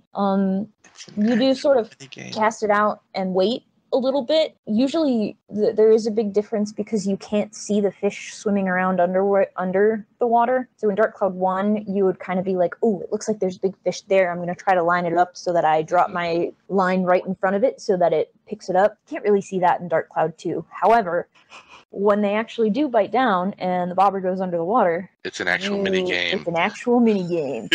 Hell yeah! It's got an epic backtrack, and it's the most epic fishing thing you've ever done. So you hold in X to reel in. You gotta move the rod with the fish to make sure that it doesn't come off the line. You can't reel in for too long, otherwise the tension in the line will snap. The line will snap, or the fish will get off the hook. I don't think you ever actually lose a hook, because even when you lose the fish, you pull it up and it's like, oh no, it's just a hook. You That's just not lose your exactly bait. how it works, game, but we'll give it to you. Yeah, I would just do this forever, and then it got even worse whenever you unlocked Finny Frenzy, because then I would fish constantly until I got the best fish I could to raise. So yeah, so this game also has fishing contests in the Finny Frenzy. The fishing contest is basically you go in and you enter. I think you can enter up to 6. You can weigh up to 10 fish, and then it takes the top 3 that you've weighed and basically gives you a total. And if you have heavier fish than everyone else, you get a prize. I don't think I've ever actually won the fishing contest. It's kind of bullshit how big these NPCs who never leave the city get. I've never won it, and I fish constantly. Yeah, there's not a whole lot of really good prizes for it though, so that's not really super duper important. However, there is then the Finny Frenzy, which is basically you know that snail racing episode from SpongeBob? It's basically that, but with fish. Yeah. And it's one of those things that you can basically put any fish in a fish tank, and if you feed it different types of bait, different stats go up, but they'll only eat like one piece of bait per in-game day. So it's the kind of thing that you want to start early. At least that's what I found out too late when I was most recently playing it. But if you just keep pumping up one fish, eventually you'll have enough to win the Finny Frenzy. I am not there yet, but I'm close. Okay, there are some good prizes from it too, like the Marden sword, the Guardian sword. And then all of the party member. Yeah, a sunstone, and I believe also a moonstone. Yeah, moonstone too.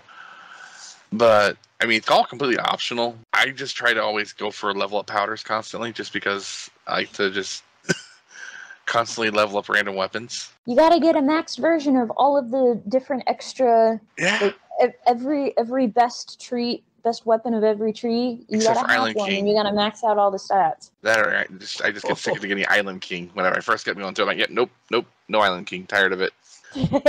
One time, Island King has such good stats, though. It's so stupid looking. But it's got good stats. I know. It's like not even like, oh, you take a little hit in attack power for, a cooler looking sword. It's a lot. Yeah. Which is a bummer. So yeah, there's a lot of extra stuff to do in this game. In addition to being able to fish and golf, you can also build a robot. You end up with a robot named Steve that you're supposed to use to hit some of the bigger enemies in in the dungeons. And you can switch out parts on Steve, so you can have him with boxing glove arms, and you just walk up to enemies and just pummel them. I like to use cannons so that I can shoot them from far away. I use the little miniguns. I've never used the miniguns. Nova Cannon is usually the way to go. Yeah, I just like the miniguns because I like to see a lot of numbers. And it also feels cool to have the miniguns while you're using treads. So yeah, Max has his robot. Monica can transform herself into monsters. So you can do a couple things to get. I think there are 10 different monster families that you can transform into, and you can level them up. They can evolve. The only problem is that the monsters are really bad, and they take a lot of experience to level up. Yeah. So it's fun and cool, but I wish it was better. Yeah, I never touched it. I got the first one just to use it for one level. I believe you only have to use it for one level. And then ever since then, I'm like, I'm just gonna use the ride pod constantly. So the one to get and the one to level up is the Gemron. So it's basically a little lizard on a giant floating shiny gem, and he's adorable and he shoots like wind breath. So he's a purely ranged monster, and he's got the best stats out of all of them. He's still kind of meh as far as it all goes, but there's a trophy for evolving your monster to the final form. So of course that's what I'm trying to do. It just takes a really long time. That's one of those cases where, you use Monica to beat up the monster, and then you switch to her monster form in order to get the experience, so that you don't have to kill the enemies with the monster, because you'll just sit there doing chip damage for a very long time. Yeah, I rarely ever touched it besides, getting the moon and sunstone because of my photography leveling. Those are actually important though, because those do give you an invisible buff to all of your stats. It doesn't change the number that it shows you, but it definitely changes how much damage you deal and how much damage you take. Otherwise, it was all the flora. That's all I really had. That, and I think I did get the magical creature badge. I'll have to check later, but that would be Pixie. Yeah.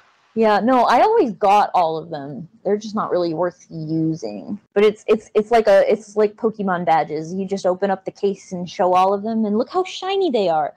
And then don't do a whole lot with them past that.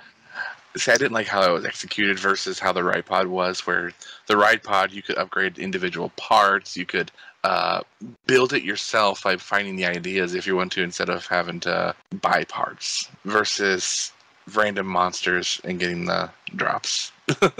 Yeah. But my favorite feature in this game, I would say, is the town building. It's a lot different from Dark Cloud 1. Dark Cloud 1, you have very specific buildings and very specific things that need to go in each building. Dark Cloud 2 sort of gets rid of all of that. You have recipes for specific things that you get as you go through levels, and so you can build you go to the forest, you can build a wooden house. And basically, when you're building these towns, you have all of these targets that you need to hit. And, one of them is you need to place this much river, and it's going to restore the lake in the future. You need to get someone who knows about trees to reside in the town, and then that will, revive Jurak, the great tree spirit. That's where, you go back to the city you start in. You talk to everybody. You basically make everybody move out of this big city so that it's just a lot of buildings and not that many people in it anymore. Everybody comes and lives with you on your train. It's a good time. And you basically say, hey, you're going to live here now. And sometimes they'll say, I don't really want to live in that specific house. If I'm going to live here, I'm going to need a cart out front, or I'm going to need the roof to be purple or something. Yeah. I need to be raised up 5 feet in the air. So I can look down upon all of you in disgust. My favorite town to build was actually, I forgot the name of the town, but the island town. Vinicchio. Well, the not the island, but the Balance Valley? The seaside. Vinicchio is the seaside, yeah. Yeah, Vinicchio. It's because everything's on the platforms, and the windmill you have to build, and the houses are just really interesting looking. It's definitely cool, and every place you go to, it's very different. So you go to a place called Balance Valley, where there's 4 plateaus, and basically that's a big balancing game. Yeah. So if you put too much stuff on one plateau, it's going to lower, and another one is going to raise. So you kind of have to plan out, okay, I'm going to try to keep an equal amount of stuff on each of these platforms so that, we can keep everything even, so that there's going to be space to build a big temple there in the future. Yeah, and then there's also the chapter you finally get at the chapter 2, where you have to try to work a river everywhere, about 50 if I remember right. You have to make it look like a smiley face. Yeah. You have to make it so that everything fits also in between all those little water sources. And Heimrada. Yes. Yes, I remember the name right.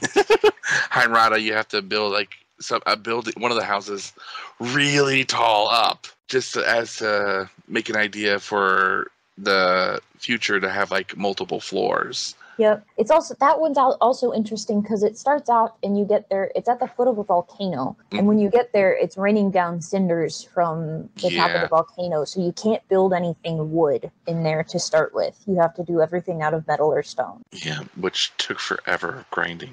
It did take forever grinding. And that's another thing with this. Luckily, there's a nice little Furbit man who lives in the back of your train, who will sell you just about anything as long as you have the money for it. Which, money in this game is a lot easier to get than in the first game, because there is a glitch. Yay, we love glitches. I actually didn't know that. So, if you get the lure rod, and you have, say, 2 copies of the same lure, you basically put one on the rod, and you are looking at Max on the character screen. If you switch the character screen to show Monica instead, and go over to the lure and say, I am going to put this lure on my lure rod, and you go and you click to put it on, it'll switch the 2, but it'll forget to decrease the counter on the rod. So you can just do that over and over and over again until there are 99 lures on that rod. Then you can take them off, go sell them, and then you can do it all again. It takes forever, but it's free. Let's break the economy. Hey, if it's in the game, it's totally a viable strategy. It's not a bug, it's a feature. I wonder. There are also some weird text glitches within the games that, I think it kind of adds to the charm, but it's definitely some things like in Dark Cloud 1, there's a town called Muscaraka, or it might also be Muscalaka. You can't really tell because half of the places list the second word with an L and half of them list it with an R, and I don't know which one is real. I'm surprised. So, and it's also interesting for your Lodo Roto thing. Roto. It's also interesting because in Dark Cloud 2, after you finish a floor, it always says, basically, that's when Spheda becomes available. You kill all the enemies, it says, yay, you killed all the enemies! And then it says, do you want to move your character to the sphere? Just so that you don't have to walk across the floor. It's a good feature, I recommend using it. However, it always says, if you're playing as Max, it says, do you want to play Max? Do you want to move Max to the sphere? If you're playing as Monica, it says, do you want to move Monica to the sphere? If you're playing as the Ride Pod, it also says, do you want to move Monica to the sphere? Which, when you're playing the Ride Pod and named him Monica. It's not Steve? The Ride Pod is Steve. So, the programmer in me is like, oh, the way they programmed that is like, they say, okay, check if if active character is Max. If that's true, say move Max to the sphere. If that's not true, say move Monica to the sphere. That's gonna be perfect. And then they get to the Ride Pod and Max is sitting there on the Ride Pod and they're like, hey Monica, you wanna go to the sphere? So it's one of those things that like if that were to come up in a game nowadays, I would probably cringe a little bit more. But because it's like a 2002 game, it just kind of adds to the charm, and I think it's kind of funny, kind of cute. I'm actually surprised that like with Dark Cloud 1 and 2, Level 5 never made a greatest hits version because those are technically just secret bug fixes. Dark Cloud 2? Oh, Dark Cloud 1 and 2. They haven't. No, Dark Cloud 1 has a greatest hits version. It does? Yeah. Oh, I never saw it. But yeah, Dark Cloud 2 I never saw did. one. I saw one at a used game store just the other day, so I know it exists. Okay, that's cool. Really? So, yeah. So they must have bug fixes then, because Dark Cloud 2 it never had ones, and with all the bugs in it, I'm just hearing like, oh my goodness. So, Llendar, you have a glitch too. I've actually never really used this one. Oh, the cheat code? Yeah.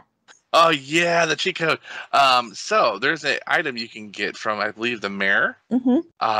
With I think he does the monster badges, right? The monster, the coins that you get from dungeons. Yes, you get enough. The medals, yes, the medals. When you get enough medals, you can buy a name card. And if you're lazy and you don't like using ranged weapons whatsoever, like I was, you could just take the name card and name it Last Resort, and then plop it on a weapon, and it turns into the Last Resort weapon. Or say like you want to get a 7th Heaven, you can do that, and it's just a little cheat code, and it actually keeps and it makes the stats also change too.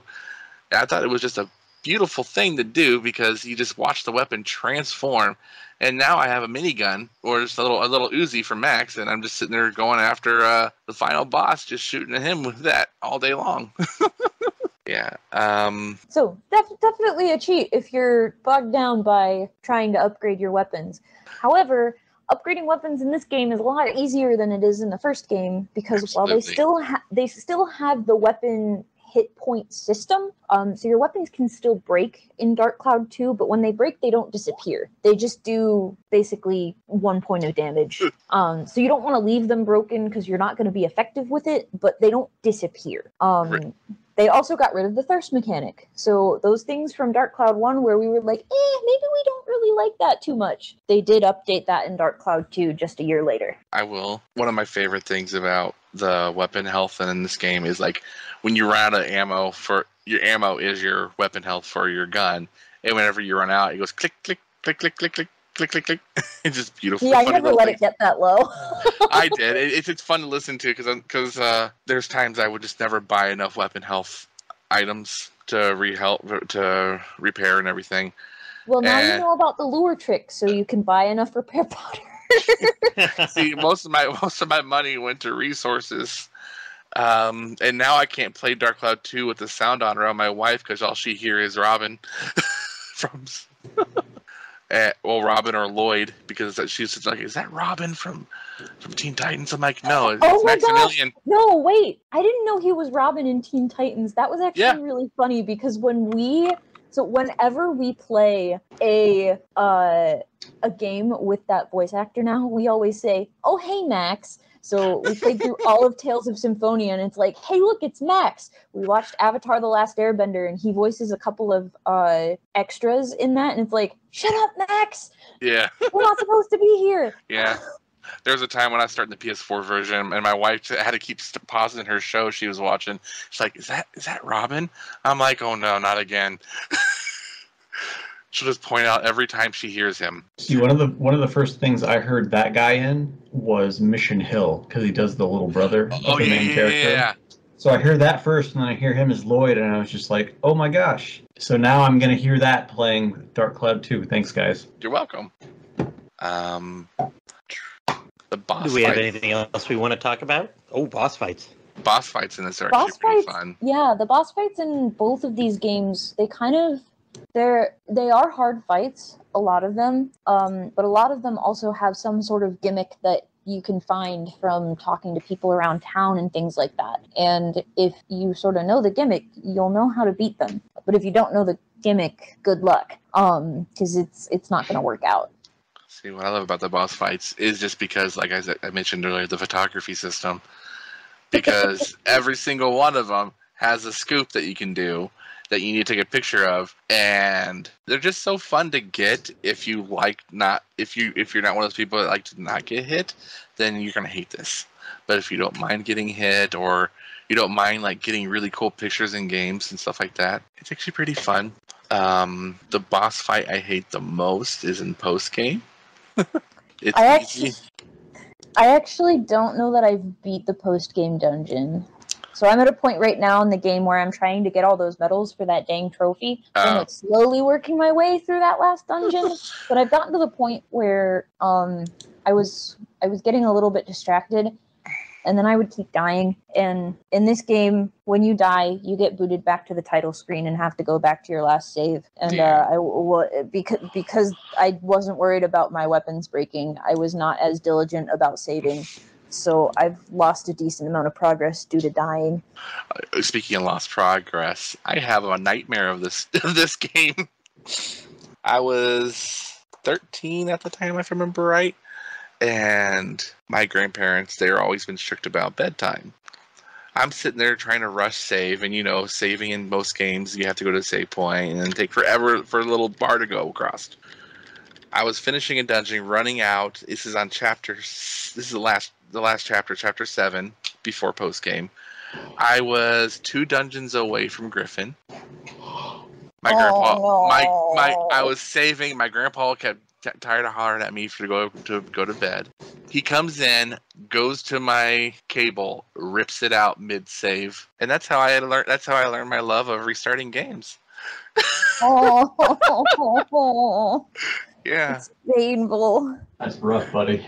yeah, it was rough. It was fully corrupted. And I'm like, oh no, it's lost. And that's when I learned about post game. And then I'm like, oh, there's a post game. That's okay. I got rid of Island King though. But the music is great. The music is still great. There's a lot of flute in it, which I really appreciate. These are other game soundtracks that you know I started to do some of the flute covers that I've posted on the Discord channel before. I've started looking at doing some for Dark Cloud as well, but just haven't gotten around to actually making any recordings. But it's all so good, and it's just so relaxing to listen to. What's your favorite song from the whole game? From the whole If game. it's hard to pick, I know it's a hard pick. Say mine is Gundorada Workshop. That's a good one. It's so melancholy, and I love I it. also very much like Starlight Temple. But I also like how this game actually has a menu theme, Yes, it does. and it's just so happy and cheerful. Like, it's happy to see you every time you go in the menu. I'm scared to actually open the YouTube link because I found out that people could hear what YouTube songs I was looking for before I was listening to before we started the recording. So you got to be I haven't sneaky like listened- me and mute yourself when you do that. I was muted, I think. No, I wasn't muted. However, Ooh, Starlight Temple. But yeah, one of my most saddest moments of my life was finding a article online about why there was no Dark Cloud 3. Oh, yes, you shared that with us. Please. You know what? I actually was talking about that last night. I was doing a podcast, and I mentioned it, and someone's like, what? Really? And I was like, oh, let me find the article. Yeah. It pisses me off to know that the only reason we do not have Dark Cloud 3 was because Sony didn't care to allow. Even from the CEO and director of the Dark Cloud series was like, yeah, we wanted to. We were listening to the fans. We actually wanted to make this, but because Sony owns half the rights, we can't. And it makes me so mad because, like, even in Rogue Galaxy, they had to scrap the whole Dark Cloud idea just to make Rogue Galaxy. And Rogue Galaxy has hidden files of it being originally a Dark Cloud 3. Huh. Yeah. Actually, one of the main menus actually has the game being called Dark Chronicle, Rogue Galaxy. This was found inside Rogue Galaxy. Actually, I can give you the photo right now. okay, that means I need to buy Rogue Galaxy. I But think I they'll have just- a lot of fun with it. But I just bought Kirby today. But yeah, it was Well, gonna be... Rogue Galaxy will last longer and cost you about 1/10 the price. But I've already bought Kirby is the thing. That's okay, Rogue Galaxy's better anyway. Well, when you beat Kirby on Monday, then you can start Rogue Galaxy. yeah, speaking of Rogue Galaxy. Yeah, I've gushed enough about Dark Cloud. You guys can talk about Rogue Galaxy now. Thank you for letting me talk about my favorite games. We're glad you got to. I'm glad you're here because I as you speak all that stuff, I'm like, oh yeah, I remember doing that. I remember doing that. But holy cow, I would have never pulled them out of my head like that. These are good games. I've bought all of, I think, 3 total PS2 on PS4 games and put any amount of time into them, period, because I rarely even touch my PS4, but these games are ones that I do love. Maybe not as much as love as Bururian has for Rogue Galaxy, but we'll let that be the segue to Bururian. Tell us about Rogue Galaxy. Man, Rogue Galaxy is such an interesting game because I guess around the time when it came out in early 2007, which was, I think, around the time that the PS3 came out. I think this came out post PS3, if I remember right. If not, it came out around the time that the PS3 came out, which means it was a super late PlayStation 2 title. And I'm talking like end of life. I think the only games that got releases after this point were like, you know, Just Dance and all that, because Ubisoft doesn't let those die. But you know, Rogue Galaxy it's a RPG set in space where you are basically an orphan on a desert planet, and I think the character is in his early to mid 20s, so it's not like a you know, young teen or like a 16-year-old kid. I think he's older. One thing I really like about him, and his name is Jaster Rogue, is that he's very level-headed for being a main character for an RPG. Like, he doesn't get upset, he doesn't get angry. He's always just like, yeah, let's go with the flow kind of thing. He's also voiced by Will Friedle, so that's an extra bonus for me, since, you know, he was like the big brother in Boy Meets World, and, you know, the voice of Terry McGinnis in Batman Beyond and all that. But in terms of story for this game, it's not the most complex story. You know, he's an orphan on a desert planet. He dreams of leaving the planet, going off into space, becoming, you know, someone out there. And he gets kind of tangled up in this very big, epic plot of, you know, one day he's kind of minding his own business, complaining about the Empire, you know, harshen the vibe of the town since they're, you know, moving and taking over all the surrounding planets and everything. And he comes across this shrouded figure who gives him a sword. You know, he's like, hey, you know, I see you like to fight. Here, take the sword. I think it'll do you well. And as soon as he gets that sword, we have two characters show up on the planet looking for a person named Desert Claw, the legendary bounty hunter. And they see Jaster with this weapon, and they're like, hey, that's Desert Claw's weapon, you must be Desert Claw. And Jasper never says anything otherwise. He's just like, I'm not Desert Claw. And they're just like, oh, don't be silly, Desert Claw, we know it's you. You have the weapon of the hero. So they basically take him out into space, right? Oh, I should also point out that the two characters that show up on the planet, it's like this squat little guy named Simon, and a tall, lanky robot named Steve. So Steve has, I guess, returned from Dark Cloud 2, I guess in a different capacity. And from Dark Cloud 1, because in Dark Cloud 1 he was a slingshot. Oh, okay. He just upgrades to higher AI. Yeah, he's just kind of grown as a thing going forward. I could sit here for the next 2 hours and talk about the story. So we can kind of leave it at, you go between a bunch of different planets as a story progresses, and you gain more characters in, you know, a very JRPG tropey fashion.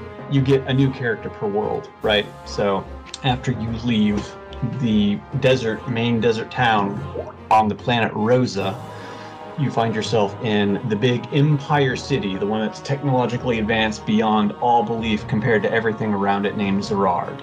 And that's where you kind of get kickstarted on your journey of hunting down the legendary planet of Mariglen. Because the pirate ship captain, Dorgan Goa, loves his treasure, and he really wants to find the legendary planet, find, you know, the legendary treasure, you know. Put whatever name you will to it, the Grand Line, the Ley Line, you know, stuff like that. Has anybody else actually played this game other than me? I played a bit. I don't remember the story. I never finished it, but I've been replaying it. Okay, so whereabouts are you to it? My last save file, I forgot the dog guy's name, but that's where I was at. Then I got to the point of, I remember a small house, and Jaster saw someone he remembered. I don't remember the store we're at, but it was at a plot twist era time. Oh yeah, I know exactly what you're talking about. That's a big old plot twist. Yes. That I would be remiss to, you know, spoil any of that.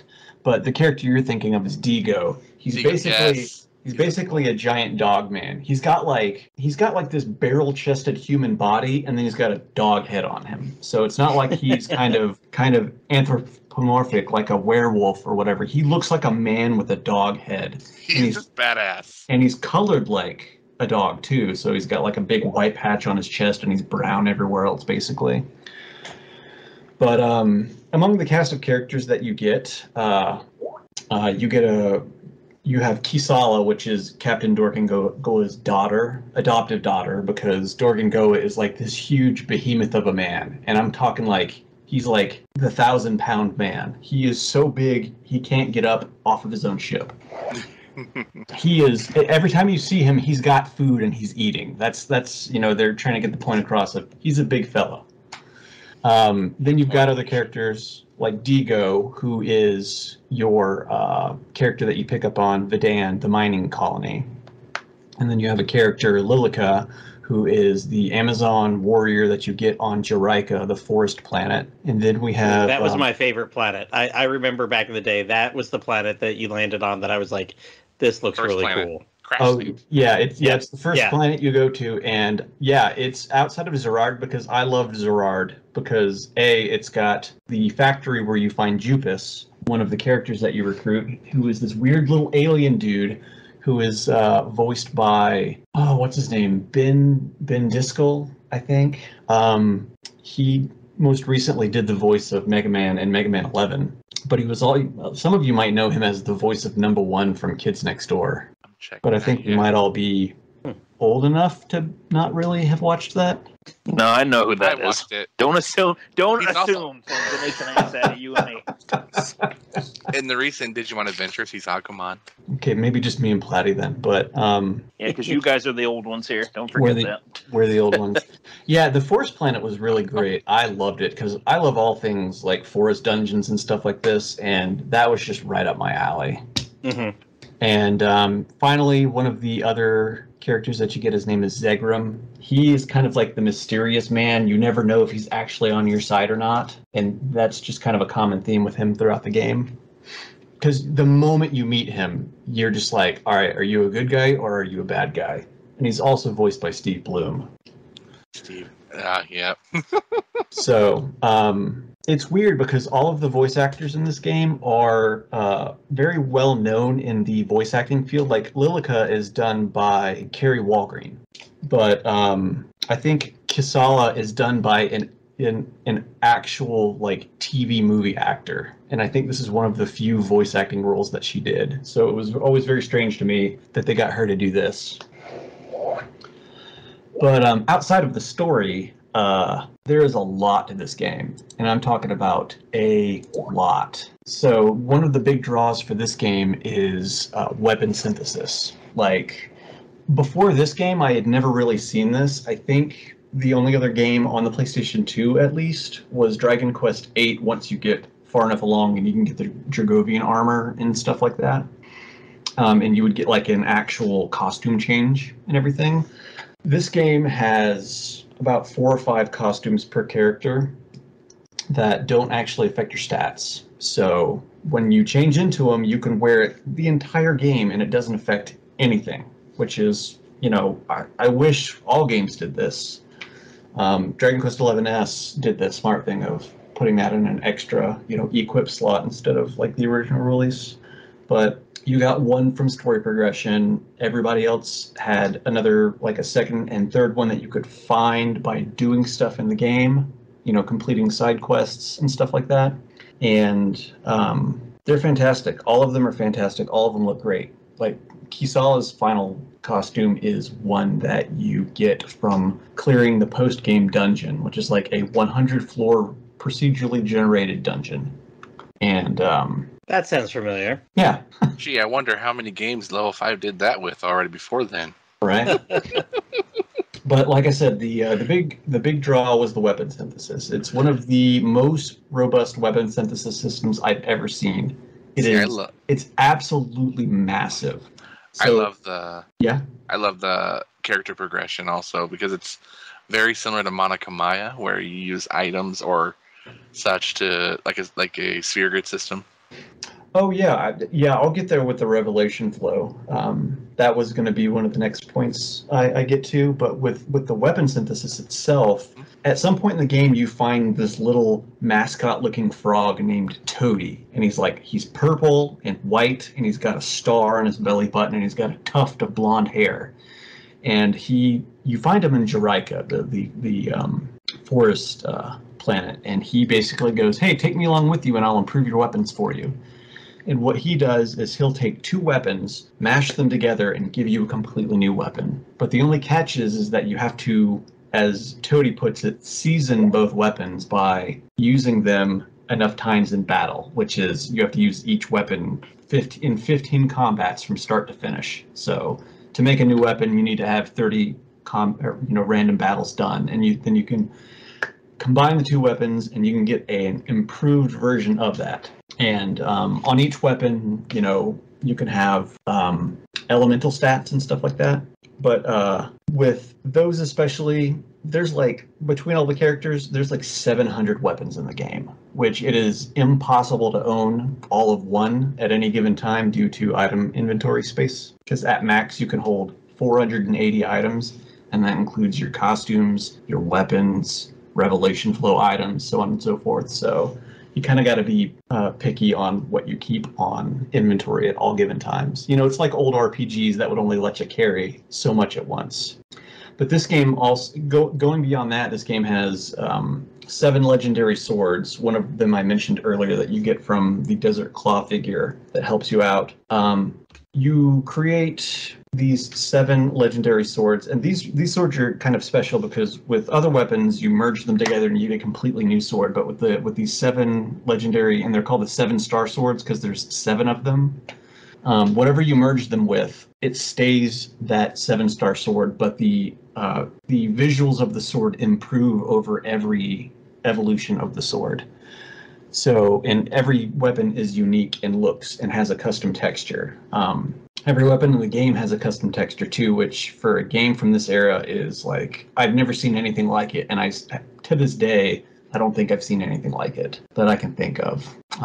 Can any of you think of a game with something as robust as this in terms of, weapon synthesis? I mean, the Rune Factory games have a lot of depth to them in terms of weapon synthesis because you can pick, I want to say it's 7 or 8 different types of weapons, and there will be 30, 40, I don't think there's as much as 50 in each one. But, you add that up, there's 300-400 weapons available that you can synthesize and then use that weapon to make better ones or something like that. And you can add different attributes to it. Each one you can add 10 different things. But, I mean, that still even sounds like half of what's in Rogue Galaxy.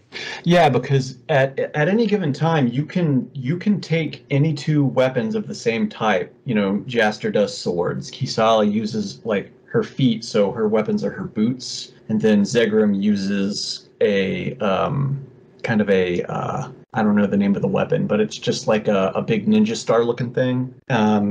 Oh, and I forgot to mention that every character has a main weapon and then a sub weapon, so it goes even further with how much you can actually synthesize with all of this stuff.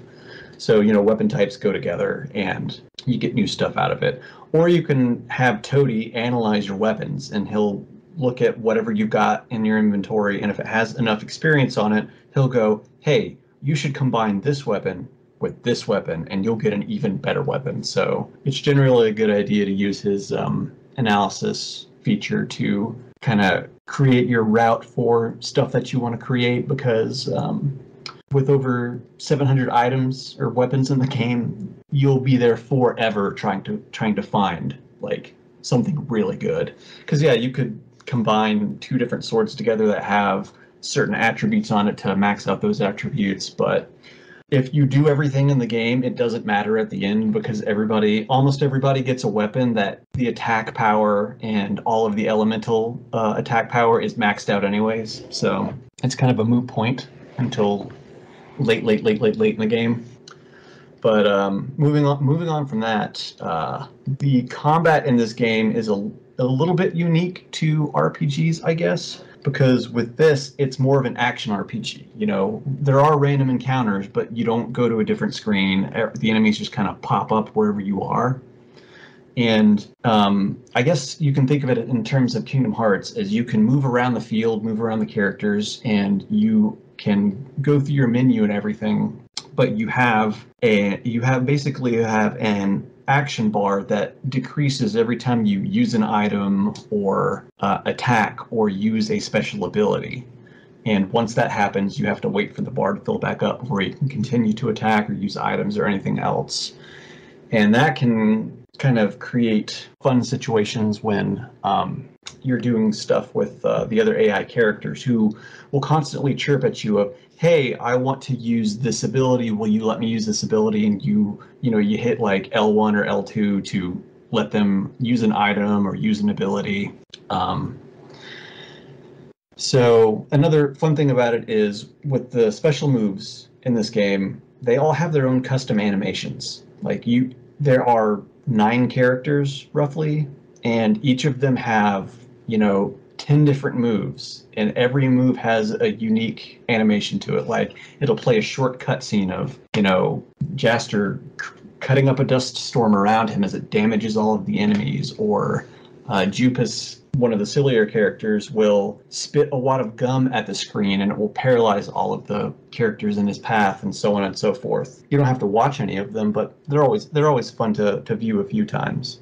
And it goes even further with some of the characters have kind of dual tech attacks. Like if you have 2 specific characters in the party, they can do a move together that kind of wipes out all of the enemies because it's just a super strong attack.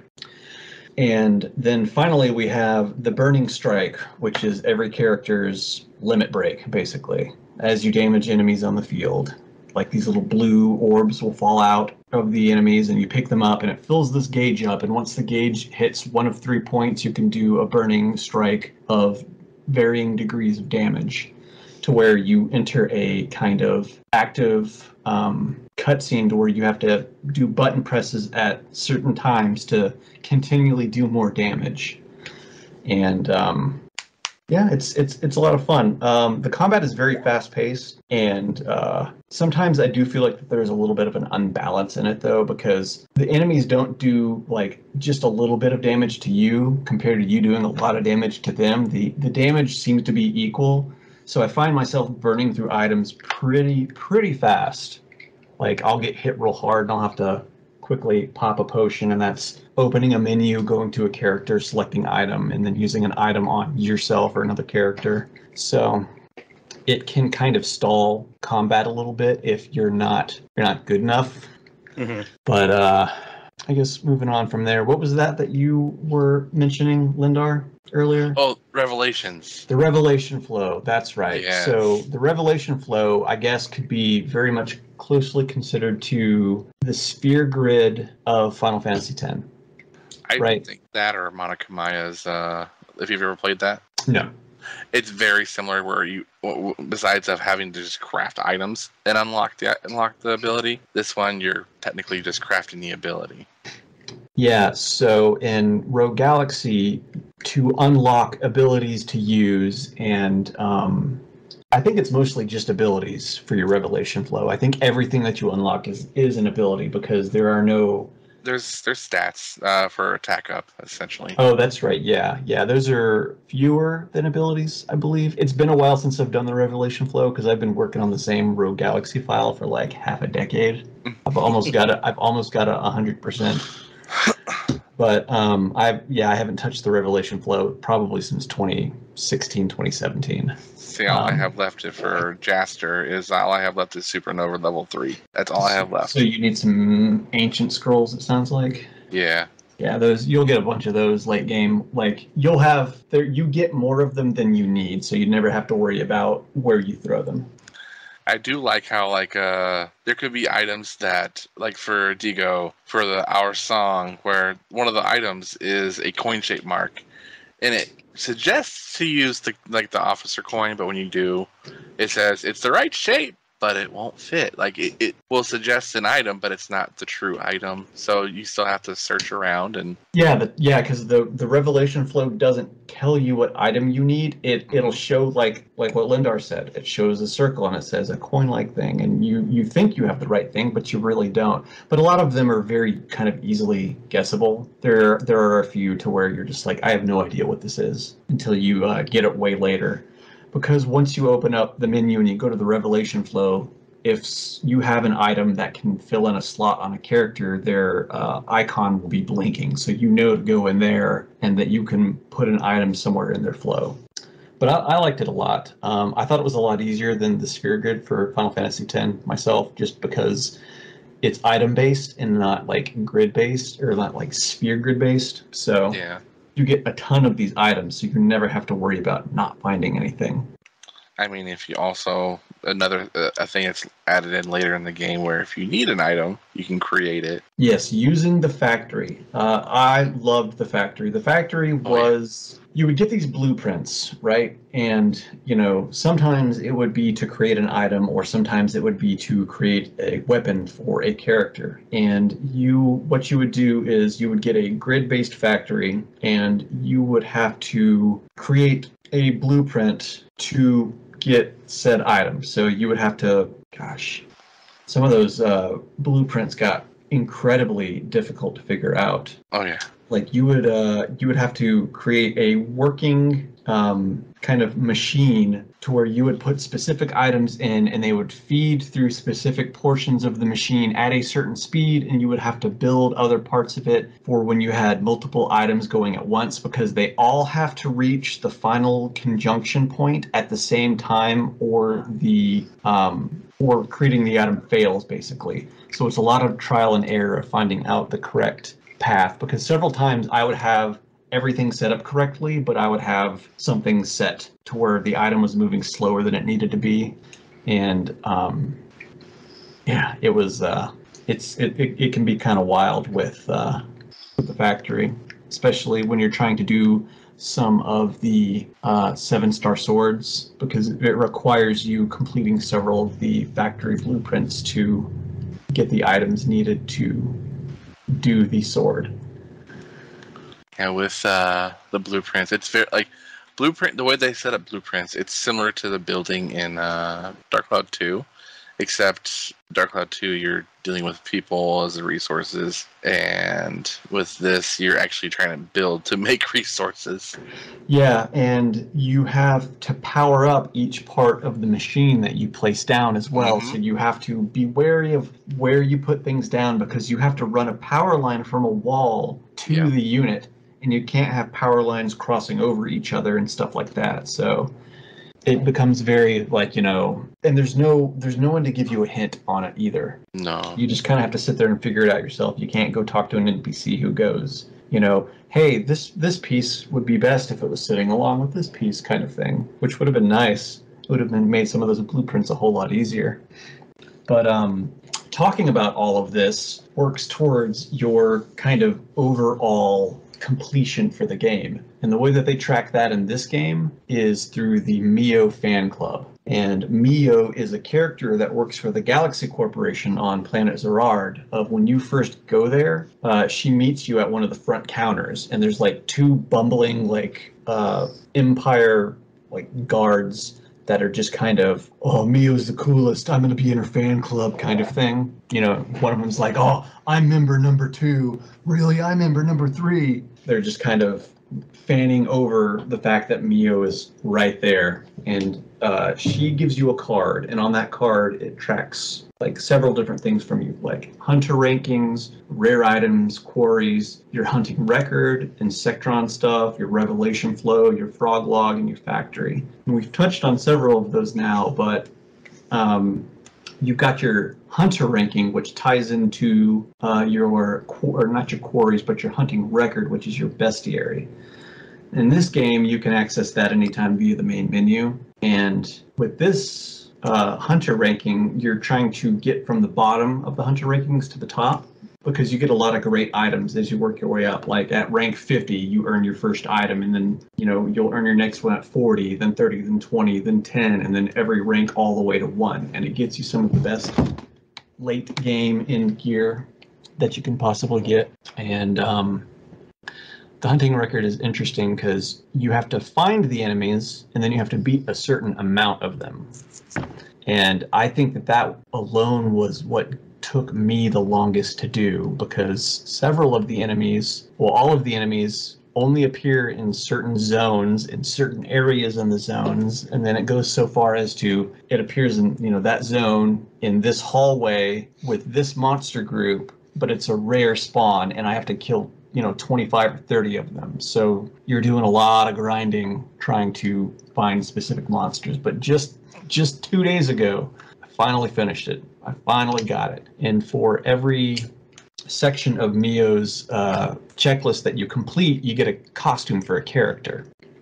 So, hooray for completion. And I mean, the only point to getting the costumes, other than to change your characters into them, is the next time you start a new game, you can use a previous save and just pull all the costumes over. So you can just have all of them at the start. And there's 2 others, the rare items and the quarries. There's I think 5 or 7 rare items in the game. And they do nothing.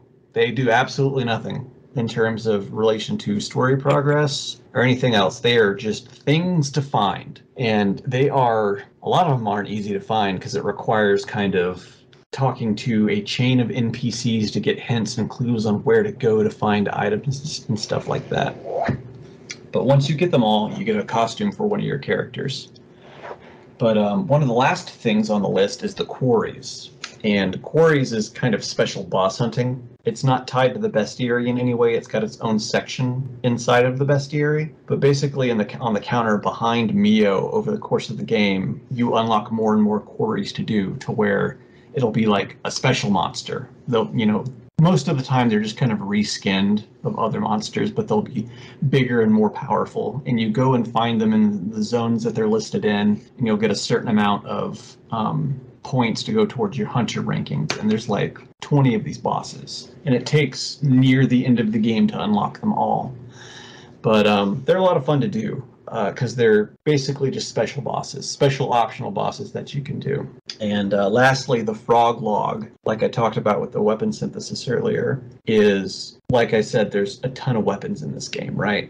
So the frog log is basically analyze about 100 weapons and then create 50 of them, because otherwise that is an unobtainable kind of request from Mio to do, because how long do you want to sit there and synthesize 700 weapons? I certainly don't want to do that. I've only done 3.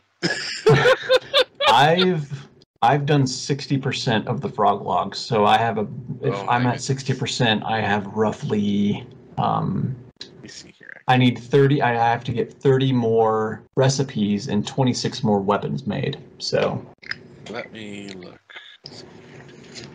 But suffice to say, there's a lot going on in this game. The maps and the dungeons themselves are very expansive. The worlds feel lived in, with lots of NPCs that are always roaming around that you can talk to about, current going on in the game for wherever you're at currently in the game. And dialogue will change with a lot of these NPCs as you progress the story. So lots to do. It's a very visually pleasing game. Most of the cutscenes are done in in-game or in-engine, so you don't get a lot of kind of pre-rendered cutscenes. I can only ever remember 2 or 3 in the entire game. One of them at the very beginning when you're leaving the planet. I think there's one later on before the ending of the game, and then obviously one for kind of the credits scene. So the characters are likable. I like everything about them. Some will say that the story is kind of weak, because you don't get a lot of backstories for the characters. But hey, with as much content as this game offers, I don't even know how long I've been talking about this, but you can see that there's a ton to do in this game. And once absolutely. One of the really nice things though that this game does is, because the maps are absolutely massive and you don't want to have to run from the pirate ship to the far end of the map to do something, your save points also act as teleporters. So if you have activated another teleporter on the planet, or another save point on the planet, you can just teleport over to that if you want to, and it saves a lot of time. So you're not constantly running about. And it has item storage, so if you don't want to carry specific things on your person, you can just throw items into the ship storage, basically. So I guess that's about all I have to say on the game. It's a lot of fun. You should play it. Post-game is great. The Insectron stuff I didn't really touch on. It's bug battling. It's a game in and of itself. If they had cut this completely from the game and released it as its own thing, it would be a like fully fleshed out game. But It's a massive game, and bug battling is a very Japanese thing.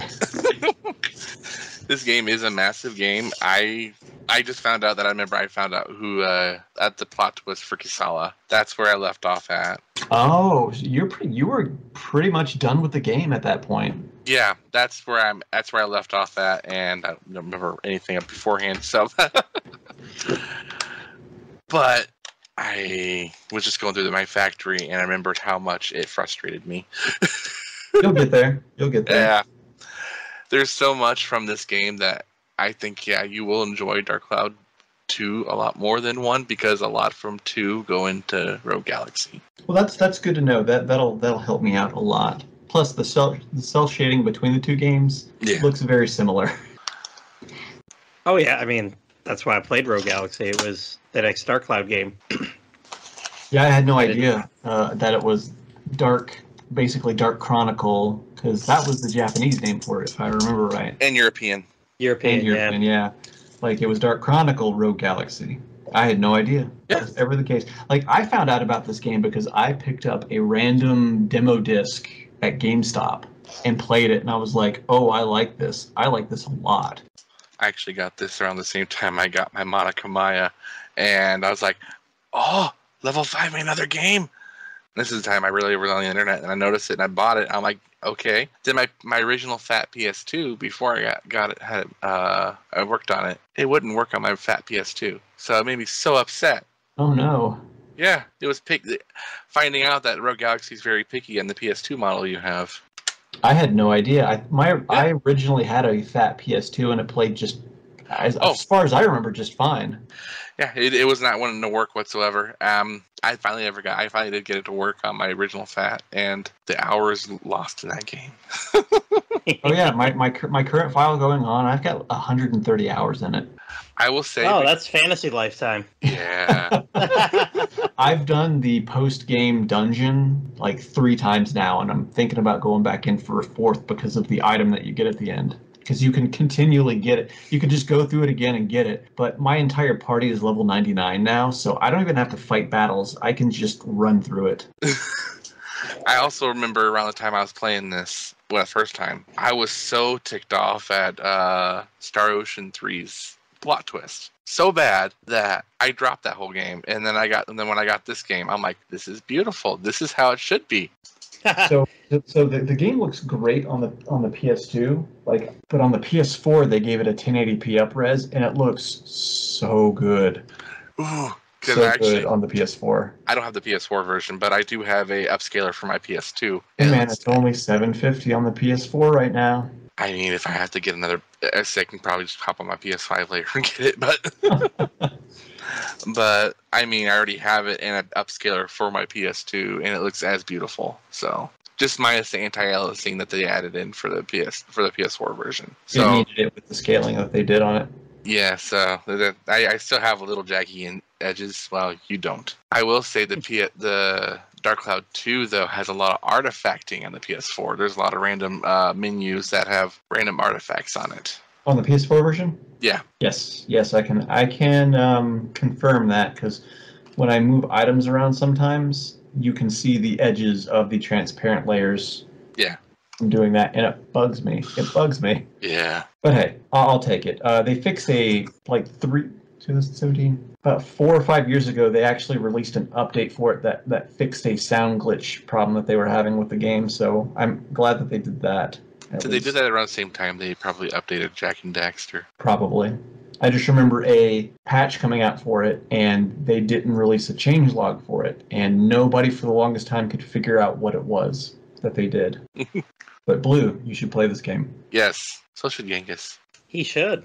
It's only $750. It's only $750. Only $750. That's a pretty good deal. Blue, you should go grab it. It's Blue, only $750. It's only $750, Blue. Go grab it.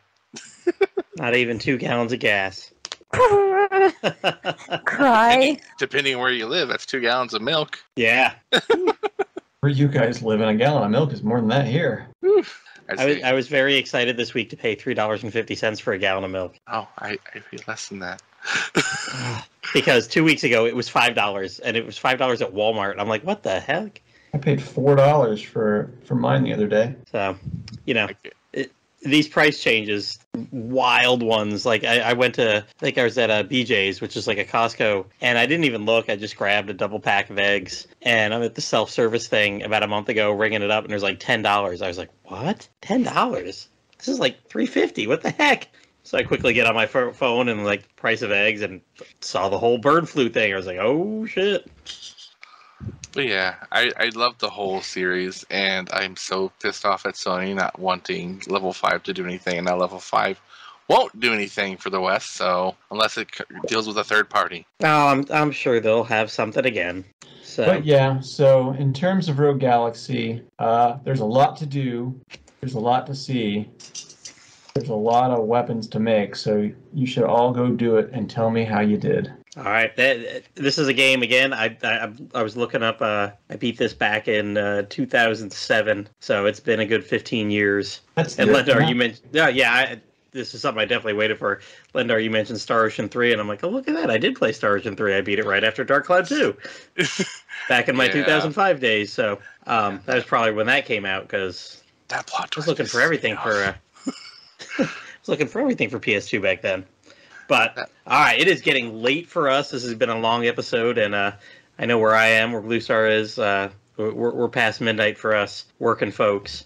Oh, yeah. Oh, yeah. So, You guys always keep me up past my bedtime. You agreed to this. 20 minutes past mine. So. I begged for this, so that's... Hey, this time it's worth it. So, all right, we'll wrap this up here because, I've never done a deep dive of the 100 levels into any of these post-game dungeons in the games we've talked about tonight. Because you know what? I always found level 5 a good enough place to just stop and enjoy. All right, before we get too deep into Platty's pun pool, I'll just say thanks for joining us, Llendar, Bururian, and Bluestar. It was interesting hearing about all those PS2 games that I've never got a chance to play, but I guess I could grab them on the cheap now for my PS4. Why is after it says make sure to put that plug in there for those. Platty, did you put that in there? Well. Hey, man, listen, the Venmo's in the email, so to speak, right now. I don't know what that is, but woohoo! I thought I might need to move back to Pick'em and return to a life of crime to afford purchasing them. No. There's no need to do that. And, something else neither you or anyone else need to do is use Patreon. Because, hey, we sure as hell don't. We aren't going to half-inch your hard-earned money when we could just offer you all this quality content about the games we know and love for free. So if you do have any money, though, that's just like completely burning a hole in your wallet, pouch, bottomless bag, or searchable wall sack, and you would like to donate anything to a website that's been supporting Dragon Quest fans for over 20 years, go ahead and stop by our parent website, The Dragon's Den, at www.woodus.com/den, and click on Support This Site. Woodus has owned and maintained the Dragon's Den fan site for decades now, and he personally edits every YouTube version of our podcast. He also fully appreciates any donations to help keep the servers running. If you have any suggestions for a future Sidequest episode, we'd be happy to hear from you. Just contact myself or Platty via the Dragon's Den forums. You can look for Platty via Plattym3. Look for YangustheLegendaryBandit. You can send us a PM there. You can also contact us via the Dragon's Den Discord with the exact same names. Or you could contact Platty via his Twitter account, Plattym3. We got a list full of ideas. We're always looking for more, so we'll be happy to hear from you, and maybe we can add a few more to our list. Exactly. Bye, everyone. Side quest complete.